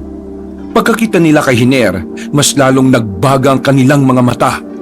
Umangil na rin sila at naganda upang sugurin ng doktor. Napansin naman ni Hiner ang pananabik sa mga aswang, kaya napahaplos siya sa kanyang medalyon. Hinawakan din niya ng mahigpit ang kanyang itak at naganda na rin upang labanan ng 3 aswang. Sabihin niyo sa akin, nasaan na sila? Magbabayad sila sa ginawa nila sa akin. Hindi na mangyayari ang iyong sinasabi. Ngayong gabi pa lang, mamamatay ka na. Hindi ka na aabot bukas para sa pag-aalay. Hindi ako natatakot sa kagaya ninyo. Kaya ko kayong talunin kahit na mag-isa lang ako. Tingnan natin kung hanggang saan ang kayabangan mo, doktor! Hindi ako nagyayabang. Alam ko lang kung ano ang kapasidad ninyo sa laban at alam ko na mahinang uri kayo ng aswang. Tingnan natin, mga kasama! Alam na ninyo kung anong gagawin natin dyan sa taong yan! Umangil ang mga aswang at sa isang pagkisap ng mga mata ni Hiner, sumugod ang mga ito. Hindi naman nakaramdam ng kahit nakatiting na takot ang doktor. Ang tanging nasa isipan niya ay may gabay siyang medalyon na handang sumaklolo sa kanya sa lahat ng sandali. Maliksi naman ang mga aswang. Hindi natinag sa kanila si Hiner. Kinalaban niya ang mga ito at sa tulong ng bertud na mula sa kanyang suot na medalyon, nag-ibayo rin ang kanyang liksi at lakas. Kahit na ilan pa kayo, hindi ako magpapatalo sa kagaya ninyo. May medalyo ka lang na San Benito, kaya hindi kami gaanong nakakalapit sa'yo. Pero huwag ka! Matseksepo ka rin namin! Pagkawika ng aswang na yon, lumundag siya upang sugurin si Hiner. Nakita naman ng doktor ang ginawa ng aswang. Kaya nang malapit na itong bumagsak sa kanya, buong lakas niyang tinaga ang naturang nilalang. Napaangin na lang ang 2 aswang nang makita nilang tumilapo ng ulo ng kanilang kasama at bumagsak sa lupa ang kanyang katawan. Yan ang dapat na mangyari sa inyong lahat. O ano na? Sumugod na kayo sa akin at na magkaalaman na! Umangil ang mga nilalang at sabay silang umatake kay Hiner. Hindi natinag ang doktor at bumuelo siya at sinipa ang isang aswang. Agad namang siyang sinunggaban ng isa, kaya sinikap niya ang makapiglas. Nang hindi ito nagawa ni Hiner, minabuti niyang tagain na lang ang braso ng aswang. Kasunod nito, tinaga siya sa liig ng doktor. Bumagsak ang aswang sa lupa at bumulwak ang dugo nito. Pupugutan na sana ng ulo yon ni Hiner, ngunit naramdaman niyang gumalaw ang isang aswang. Ano? Aatakihin mo ako sa likuran ko? Duwag ka ba? Di ka lang mahina, duwag ka rin! Umangil ang nilalang at palundag na umatake kay Hiner. Napailing naman ang doktor. Hindi niya inaasahan na magiging liksi at lakas ng naturang aswang. Kaya nabuwal siya sa lupa at nabitiwan niya ang kanyang itak. Agad ding umibabaw sa kanya ang aswang. Sinubukan niya itong sakalin ngunit napansin ni Hiner na nag-aalinlangan ang aswang. O ano? Natatakot ka ba? Dahil sa suot kong medalyon? Tama nga ako! Duwag ka! Kung natatakot ka, itong dapat sa'yo! Kahit nahirap man siya sa kanyang sitwasyon, sinikap ng doktor na mahawakan ang medalyon niya. Agad din niyang inilapit yon sa mukha ng aswang, kaya nataranta ito at napatakip ng kanyang mga mata. Etong San Benito lang pala katapat mo eh! Ngayon, alam ko nang tama si Lolo. Magagamit ko talaga ito laban sa mga nilalang na kagaya ninyo! Buong lakas na itinulak ng doktor ang aswang at nang mapalumpas ito sa lupa, nagmamadaling dinampot ni Hiner ang kanyang itak. Susugod pa sana sa kanya ang aswang ngunit tinaga niya na ito sa ulo. Ang dapat sa'yo ay ikinakalat ang utak sa lupa.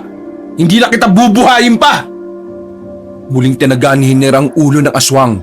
Sa pagkakataong yon, tuluyang nabiyak ang ulo ng aswang. Bumagsak ito sa lupa at nagkalat ang kanyang utak.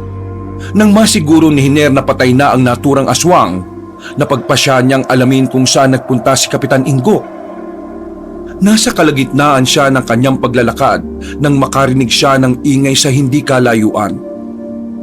Parang may kaguluhang nagaganap dun ha.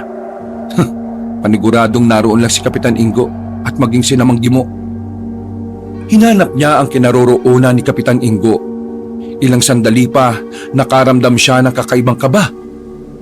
Muli ring uminit ang suot niyang medalyon, kaya napagtanto niyang may panganib na nakaamba sa kanya.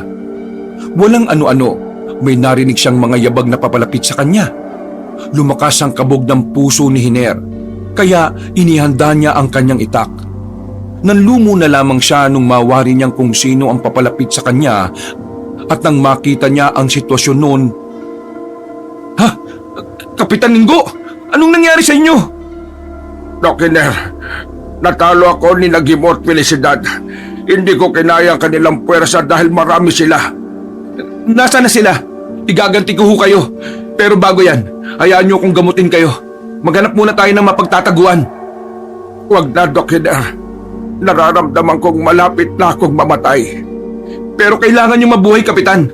Kailangan natin magapi ang mga aswang na yun. Hindi ko kakayanin na mag-isa ang labang ito. Ligtas mo na lang ang sarili mo. Tumakas ka na habang meron ka pang oras, Doc Hiner. Sinubukang alalayan ni Hiner si Kapitan Ingo. Nang magsisimula na sana silang pumunta sa masukal na bahagi para magtago, nakarinig sila ng mga ingay na papalapit sa kanilang kinaroroonan. Nandito na sila. Paniguradong nasundan na tayo. Anong gagawin natin, Kapitan? Mas maigi kung tumakas ka na, Doc. Wala kang kinalaman sa gulong nangyayari rito. Iligtas mo ang iyong sarili. Hindi, Kapitan. Kung aalis ako, paniguradong dadami pa mabibiktima ng mga aswang na yan. Kailangan mawala silang lahat. Pero hindi mo sila kaya. Masyado kang mahina para kalabanin ng mga mababagsik na aswang na yon. Makakaya ko sila. Meron akong medalyon ni San Benito na siyang gagabay sa akin. Parehong nagulat ang doktor at kapitan na makita nila ang napakaraming aswang na papalapit sa kanila.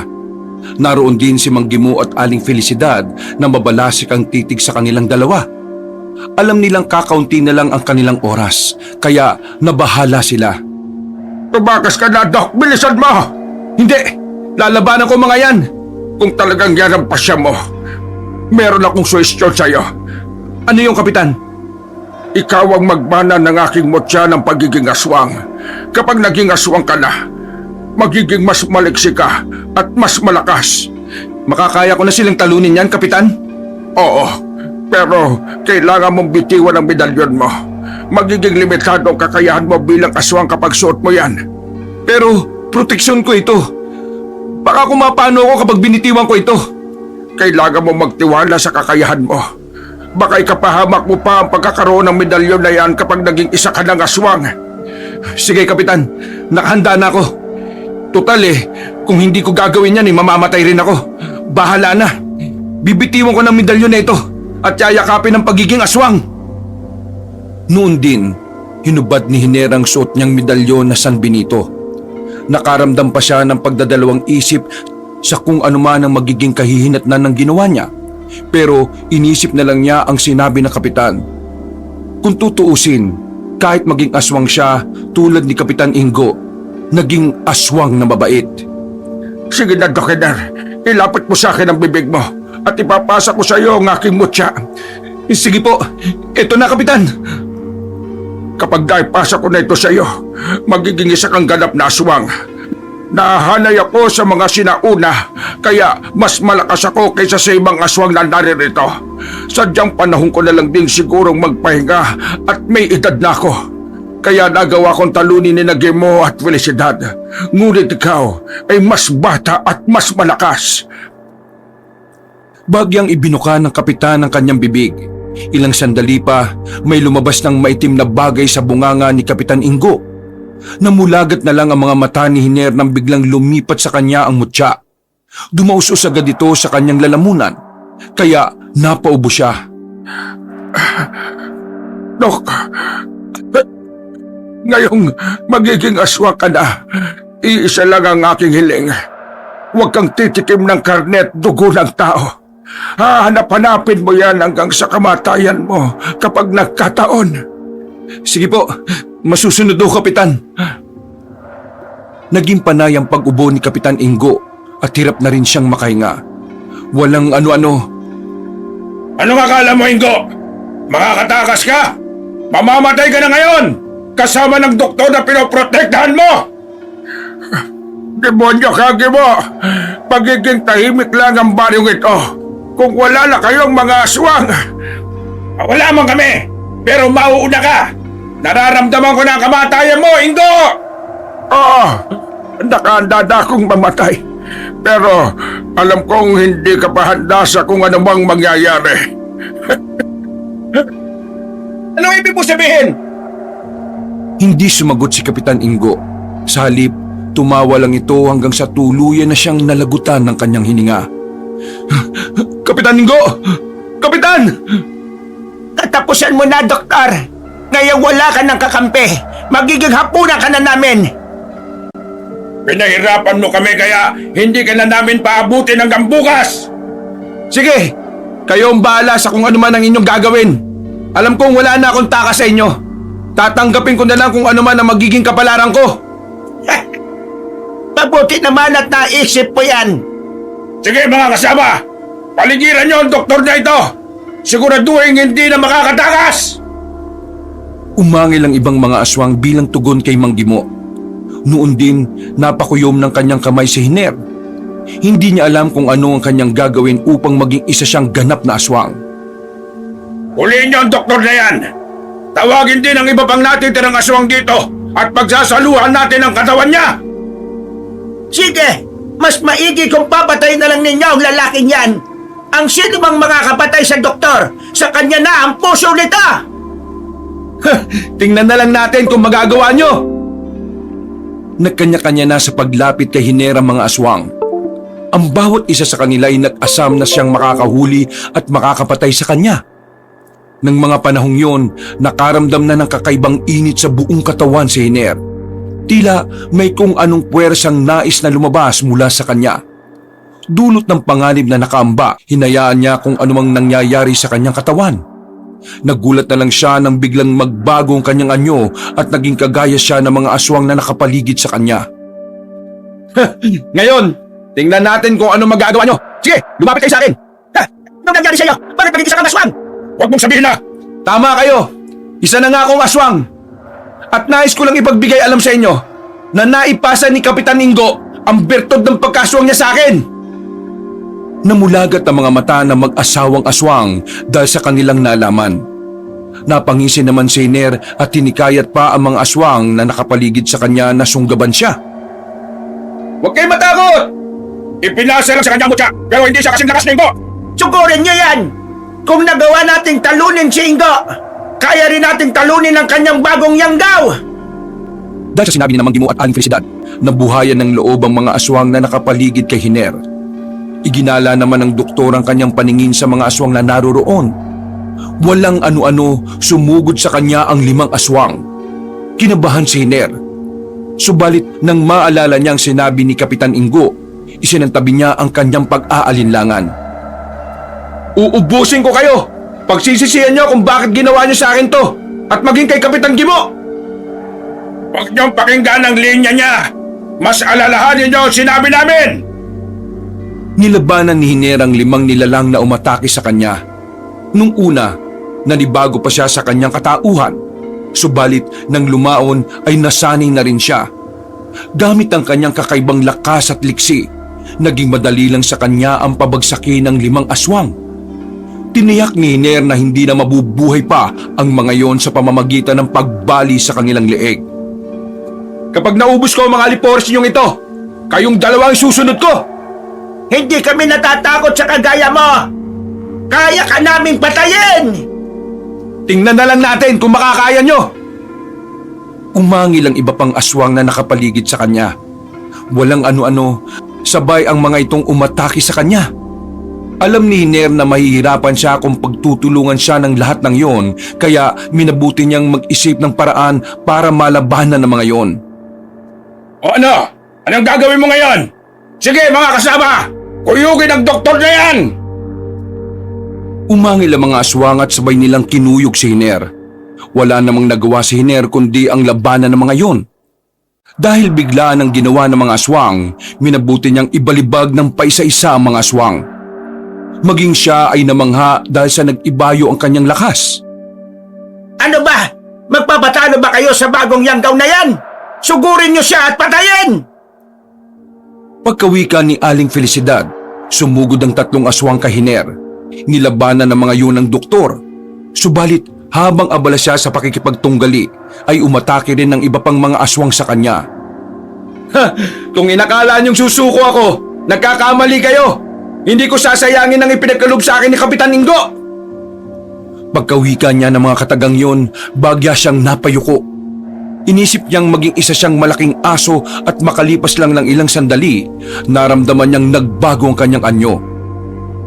Mas naging mabilis ang kanyang paggalaw at inatake niya ang lahat ng mga aswang na umaaligid sa kanya.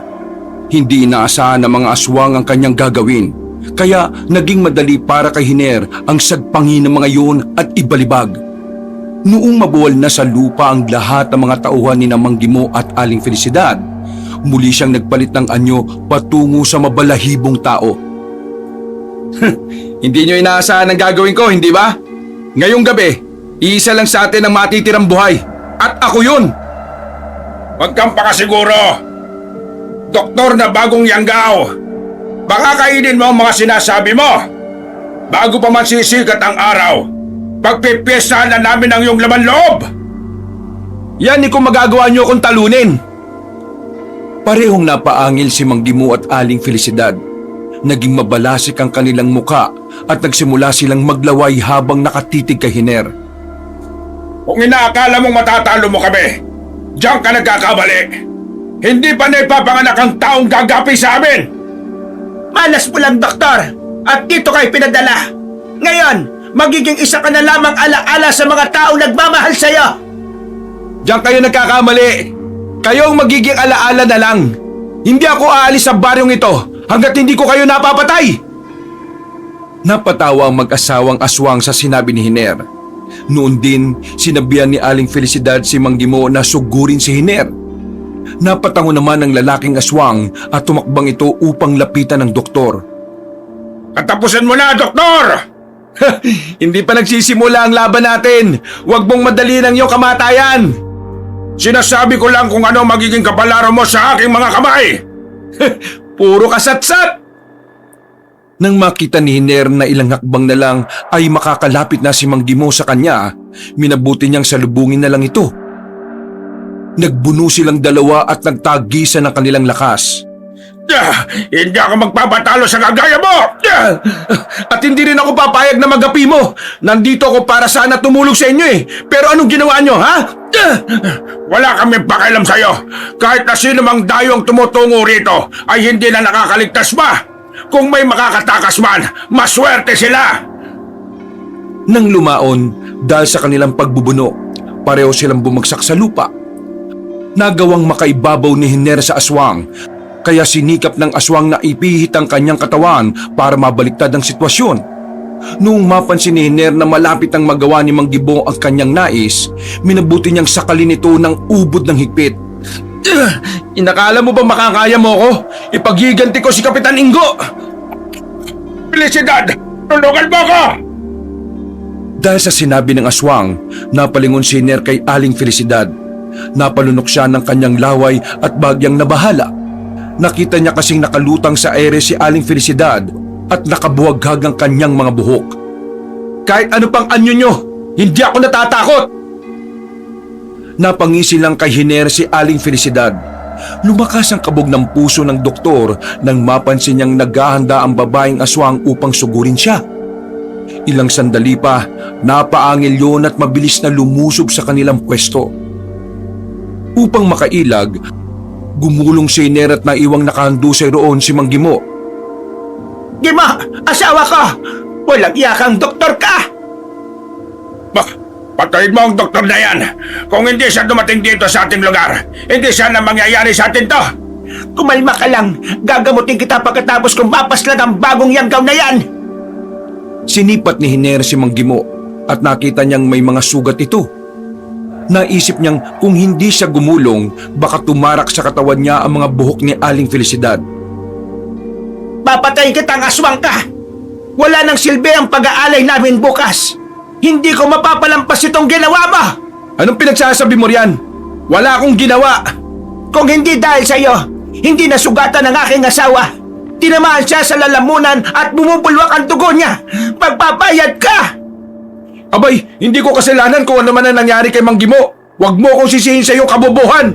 Kasalanan mo yan eh. Buhok mo yung tumusok sa lalamunan niya eh. Napaangil si Aling Felicidad dahil sa sinabi ni Hiner. Yumuko ang aswang habang ang kanyang buhok ay nakabuwaghag sa ere at gumagalaw-galaw pa. Ilang saglit pa, pagkapang itong sumugod kay Hiner. Dahil alam ng doktor na buhok ang gagamitin ni Aling Felicidad para atakihin siya, minabuti niyang mag-ingat sa kanyang mga galaw. Iniwasan niya ang mga hibla ng buhok ng aswang. Subalit dahil sa kanyang ginawa, naging mabilis ang paggalaw ni Aling Felicidad at namulagat na lang ang mga mata ni Hiner nang makalapit na sa kanya ang aswang. Ay kita! Pagbabayaran mo ang ginawa mo kay Gimo! Kayo ang papatayin ko! Pagbabayaran yung ginawa nyo kay Kapitan Ingo! Nararapat lang naman yon sa kagaya niyang traitor! Wala siyang ibang inisip kung hindi ang kabutihan ng mga taong nakatira sa baryong ito. Kahit na ang mga kagaya niya ay dapat na mamatay! Kung yan ang paniniwala mo, sige! Pero sisiguraduhin ko rin mamamatay kayo! Mabilis na humakbang si Aling Felicidad. Aatras pa sana si Hiner ngunit bigla siyang pinaluputan ng mga hibla ng buhok ng aswang. Halos maduwal pa ang doktor dahil nakakasulasok ang amoy ng buhok ni Aling Felicidad. Walang ano-ano, gumalaw ang mga hibla nito at maraang pumasok sa butas ng mukha ni Hiner. Tinabig naman ng doktor ang mga buhok na yon at sinubukang itulak si Aling Felicidad. Subalit bago pa man niya magawa ito, tuluyan na siyang nilingkis ng mga hibla ng buhok ng aswang. Mamamatay ka na! Hihigupin ko ang lakas mo! Kinutuban ng hindi maganda si Hiner. Naramdaman niyang nangihina siya. Kaya nalaman niyang seryoso ang aswang sa sinabi nito.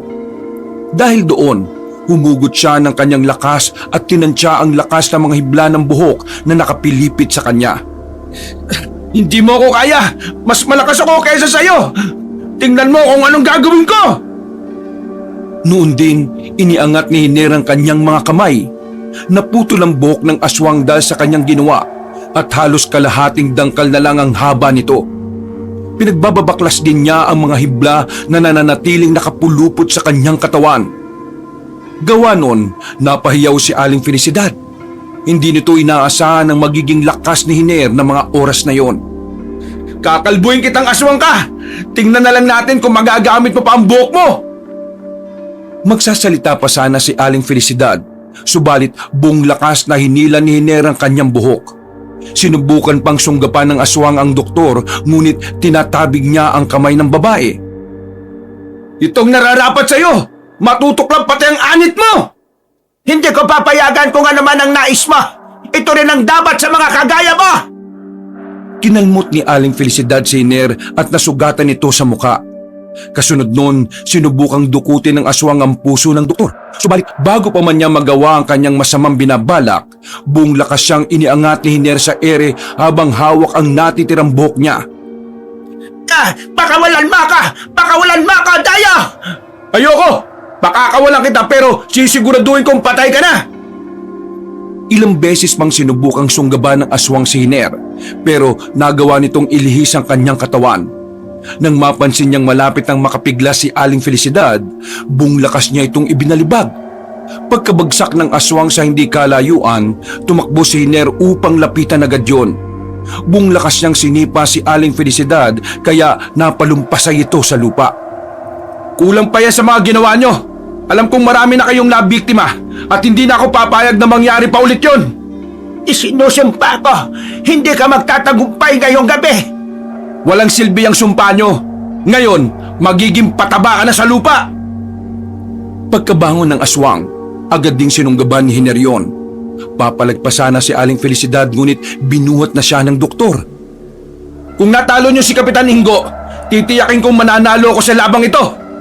Isinusumpa kita, hindi magiging masaya ang buhay mo at kahit saang dako ka man magpunta, hahabulin ka ng mga aswang na kagaya ko. Iligtas mo muna sarili mo bago ka magbitaw ng sumpa. makakaligtas ako at ako mismo ang papatay sa iyo. Yan ay kung magagawa mo pa. Iginala ni Hiner ang kanyang paningin sa paligid.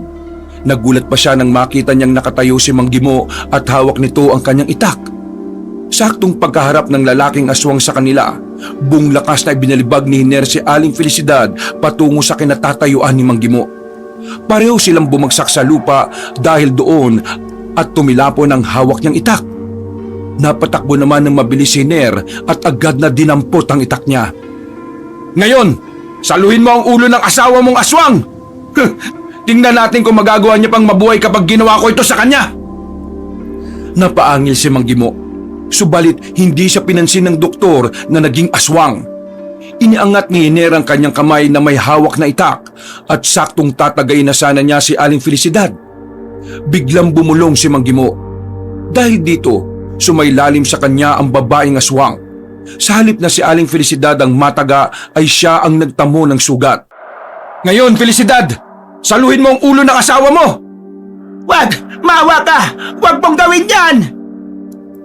Napailing na lang si Hiner at muling tinaga ang batok ni Mang Gimo. Tuluyan itong napugutan at gumulong ang ulo niya sa lupa. Napuno naman ng dugo ang mukha ni Aling Felicidad dahil sa nangyari sa kanyang asawa. Magbabayad ka sa ginawa mo! Pinatay mo ang asawa ko!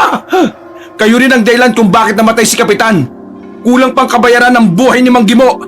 Kinakailangan pa kitang patayin! Kaya pala ang lakas ng loob mong kalabanin kami! Nasa iyo pala ang bertod ng magaling na si Ingo! Oo, at ang mutyang naisalin sa akin ang siyang magiging mitsa ng inyong kamatayan! Umangil ng malakas si Aling Felicidad. Mas nagbaga ang kanyang mga mata. Sa isang pagkisap ng mga mata ni Hiner, bigla itong nawala sa kanyang paningin. Iginala pa ng doktor ang kanyang paningin sa paligid, ngunit hindi na niya ito nakita pa. Nasaan ka? Magpakita ka sa akin! Nandito ako! Tumingala ka! Saktong pagkatingala niya, biglang sumugod sa kanya si Aling Felicidad. Namulagat pa ang mga mata ni Hiner nang sinakluban siya ng mahabang buhok ng aswang. Halos hindi siya makapaniwala, sapagkat mabilis lang ang paghaba ng buhok nito. Sinikap niya ang makawala roon, ngunit naging mabilis ang pangyayari. Pumulupot sa buong katawan niya ang buhok ni Aling Felicidad at halos balutin na nito ang buong katawan ng doktor. Papatayin kita! Ang mga kagaya mo ay dapat na mamatay! Ikaw ang mas karapat dapat na mamatay sa ating dalawa. Wala kang karapatang mabuhay dito sa mundo! Tingnan natin kung magagawa mo pang makapagsalita ng ganyan kapag nagawa ko ng higupin ang enerhiya mo! Naramdaman ni Hiner na mas lalong humigpit ang pagkakapulupot ng buhok ng aswang sa kanyang katawan. Dahil dito, halos hindi na makahinga si Hiner. Sinubukan niyang magpumiglas, ngunit mas lalo lang siyang nanghihina at hindi man lang naging maluwag ang pagkakalingkis sa kanya ng buhok ni Aling Felicidad. Huwag ka nang magpumiglas! Tanggapin mo na ang iyong kamatayan! Hindi ko tatanggapin ang kamatayan ko! Dahil magagawa ko pang makatakas dito! Sa ating dalawa, ikaw ang mamamatay sa gabing ito! Sige! Anong gagawin mo para patayin ako? Napaisip si Hiner dahil sa sinabi ng aswang.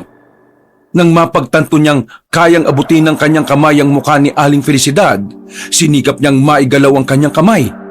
Noong mawari niyang hindi gaanong mahigpit ang pagkakapulupot ng buhok doon, buong lakas niyang iginalaw yon at saka dinurog ang mga mata ng aswang. Anong ginawa mo? Papatayin kita! Dudurugin ko ang dalawang mata mo para hindi mo na makita ang kamatayan mo! Itong manababagay sa iyo! Dinurog din ni Hiner ang kabilang mata ni Aling Felicidad. Dahil sa kanyang ginawa, naging maluwag ang pagkakapulupot sa kanya ng buhok nito. Sinubukan pang manlaban ng aswang. Subalit nahawakan siya ni Hiner sa kanyang buhok. Buong lakas niya itong hinila hanggang sa matuklap ng husto ang anit ni Aling Felicidad. Ngayon, mawawalan ka na ng buhok na pwede mong magamit laban sa akin. Tingnan natin kung anong magagawa mo kung bulag ka na, kalbo ka pa! Ayop kang doktor ka! Ang dapat sa'yo ay mamatay! Ikaw ang nararapat na paslangin! Nang mga sandaling yun, nangapa si Aling Felicidad. Sumingot siya sa ere at nang mawari niya kung saan nakapwesto si Hiner, sumugod siya rito ng pasuray-suray. Papatayin kita! Ikaw ang papatayin ko! Sinalubong ng doktor si Aling Felicidad. Nang makalapit na siya rito, buong lakas niyang dinukot ang puso ng aswang. Napaungol na lang ang ali dahil sa ginawa ni Hiner. Nang masalat na ni Hiner ang puso nito, walang pagdadalawang isip niya itong kinuha at itinapon. Bumagsak ang aswang sa lupa na dilat pa ang mga mata. Yan ang nararapat sa mga kagaya ninyo. Ngayon, wala nang aswang na natira sa baryong ito. Tsak na magiging tahimik ang buhay ng mga taong lilipat dito. Matapos niyang gawin ang nasabing bagay, nakaramdam siya ng kakaibang kilabot. Halos hindi makapaniwala si Hiner sa nangyari sa kanya doon sa baryo. Habang nakatulala, naalala niya ang medalyong San Benito na binitiwan niya. Sinubukan pa niyang hagilapin ito, subalit kahit saang dako niya ito hanapin ay hindi na niya nakita pa ito. Napaisip siya na marahil iniwan na rin siya ng medalyon ng San Benito dahil binitiwan niya ito. Patawad, Diyos ko, kung kinailangan kong maging isang aswang. Kung hindi ko tinanggap ang mutya ni Kapitan Ingo, baka napas lang na ako ng mga aswang na yon at hindi ko natapos ang mga kasamaan nila. Minabuti na lang ni Hiner na umuwi sa kanilang bahay. Hindi na niya inabala pa si Mang Mario na sunduin siya at ginamit na lang niya ang kanyang kakayahan bilang aswang para makarating sa kanilang tirahan. Nang naroon na siya, sinabi na rin niya sa kanyang lolo Guado kung ano ang nangyari sa baryong pinuntahan niya upang sana'y tumulong sa mga tao. Tingnan mo kung ano ang nangyari sa'yo. Binalaan kita, pero hindi ka pa rin nakinig. Patawad po, Lolo. Ang gusto ko lang naman po sana makatulong sa mga tao. Hindi ko naman nakalain na ito magiging kahinat na ng pagtulong ko sa kanila Mga aswang pala halos sila lahat doon. Ano na ang plano mo ngayon? Kinakailangang may paggamot kita. Baka dumating ang araw at hindi mo na kayanin kontrolin ang pagiging aswang mo. Mas maigi nga pong magpagamot na lang ako sa albularyo. Maging ako hindi rin kampante, Lolo. Baka sa mga susunod na linggo o buwan, maging agresibo ko nang hindi ko alam. Sinabi ko naman kasi sa'yo, totoo ang mga aswang. Ayaw mo pang maniwala sa akin. Ayan tuloy, naging kagaya ka nila. Si Lolo talaga Oo na po, totoo mga aswang. Totoo sila at nakikisalamuha sila sa atin.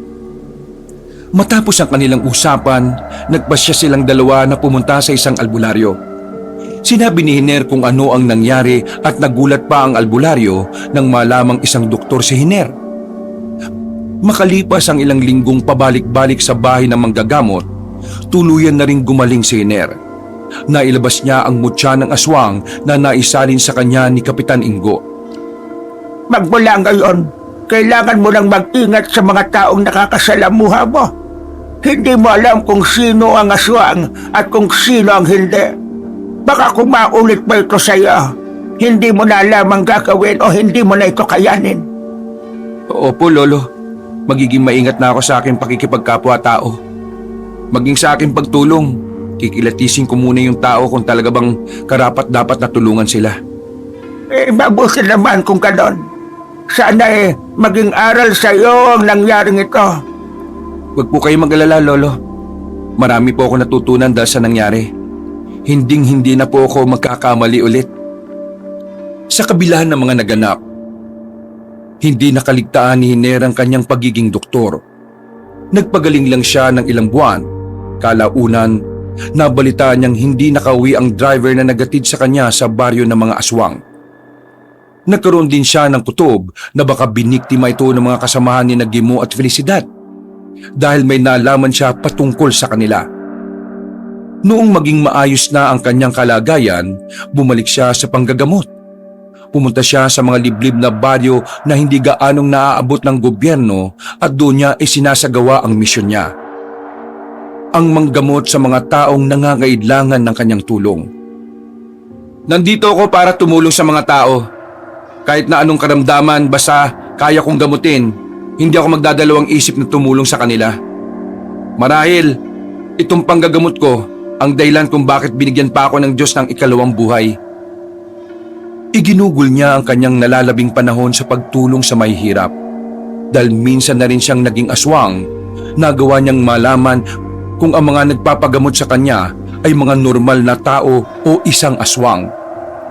Gayunpaman, hindi na lang siya nag-usisa pa at minabuting wag nang alamin kung ano man ang totoo patungkol sa pagkatao ng kanyang mga naging pasyente.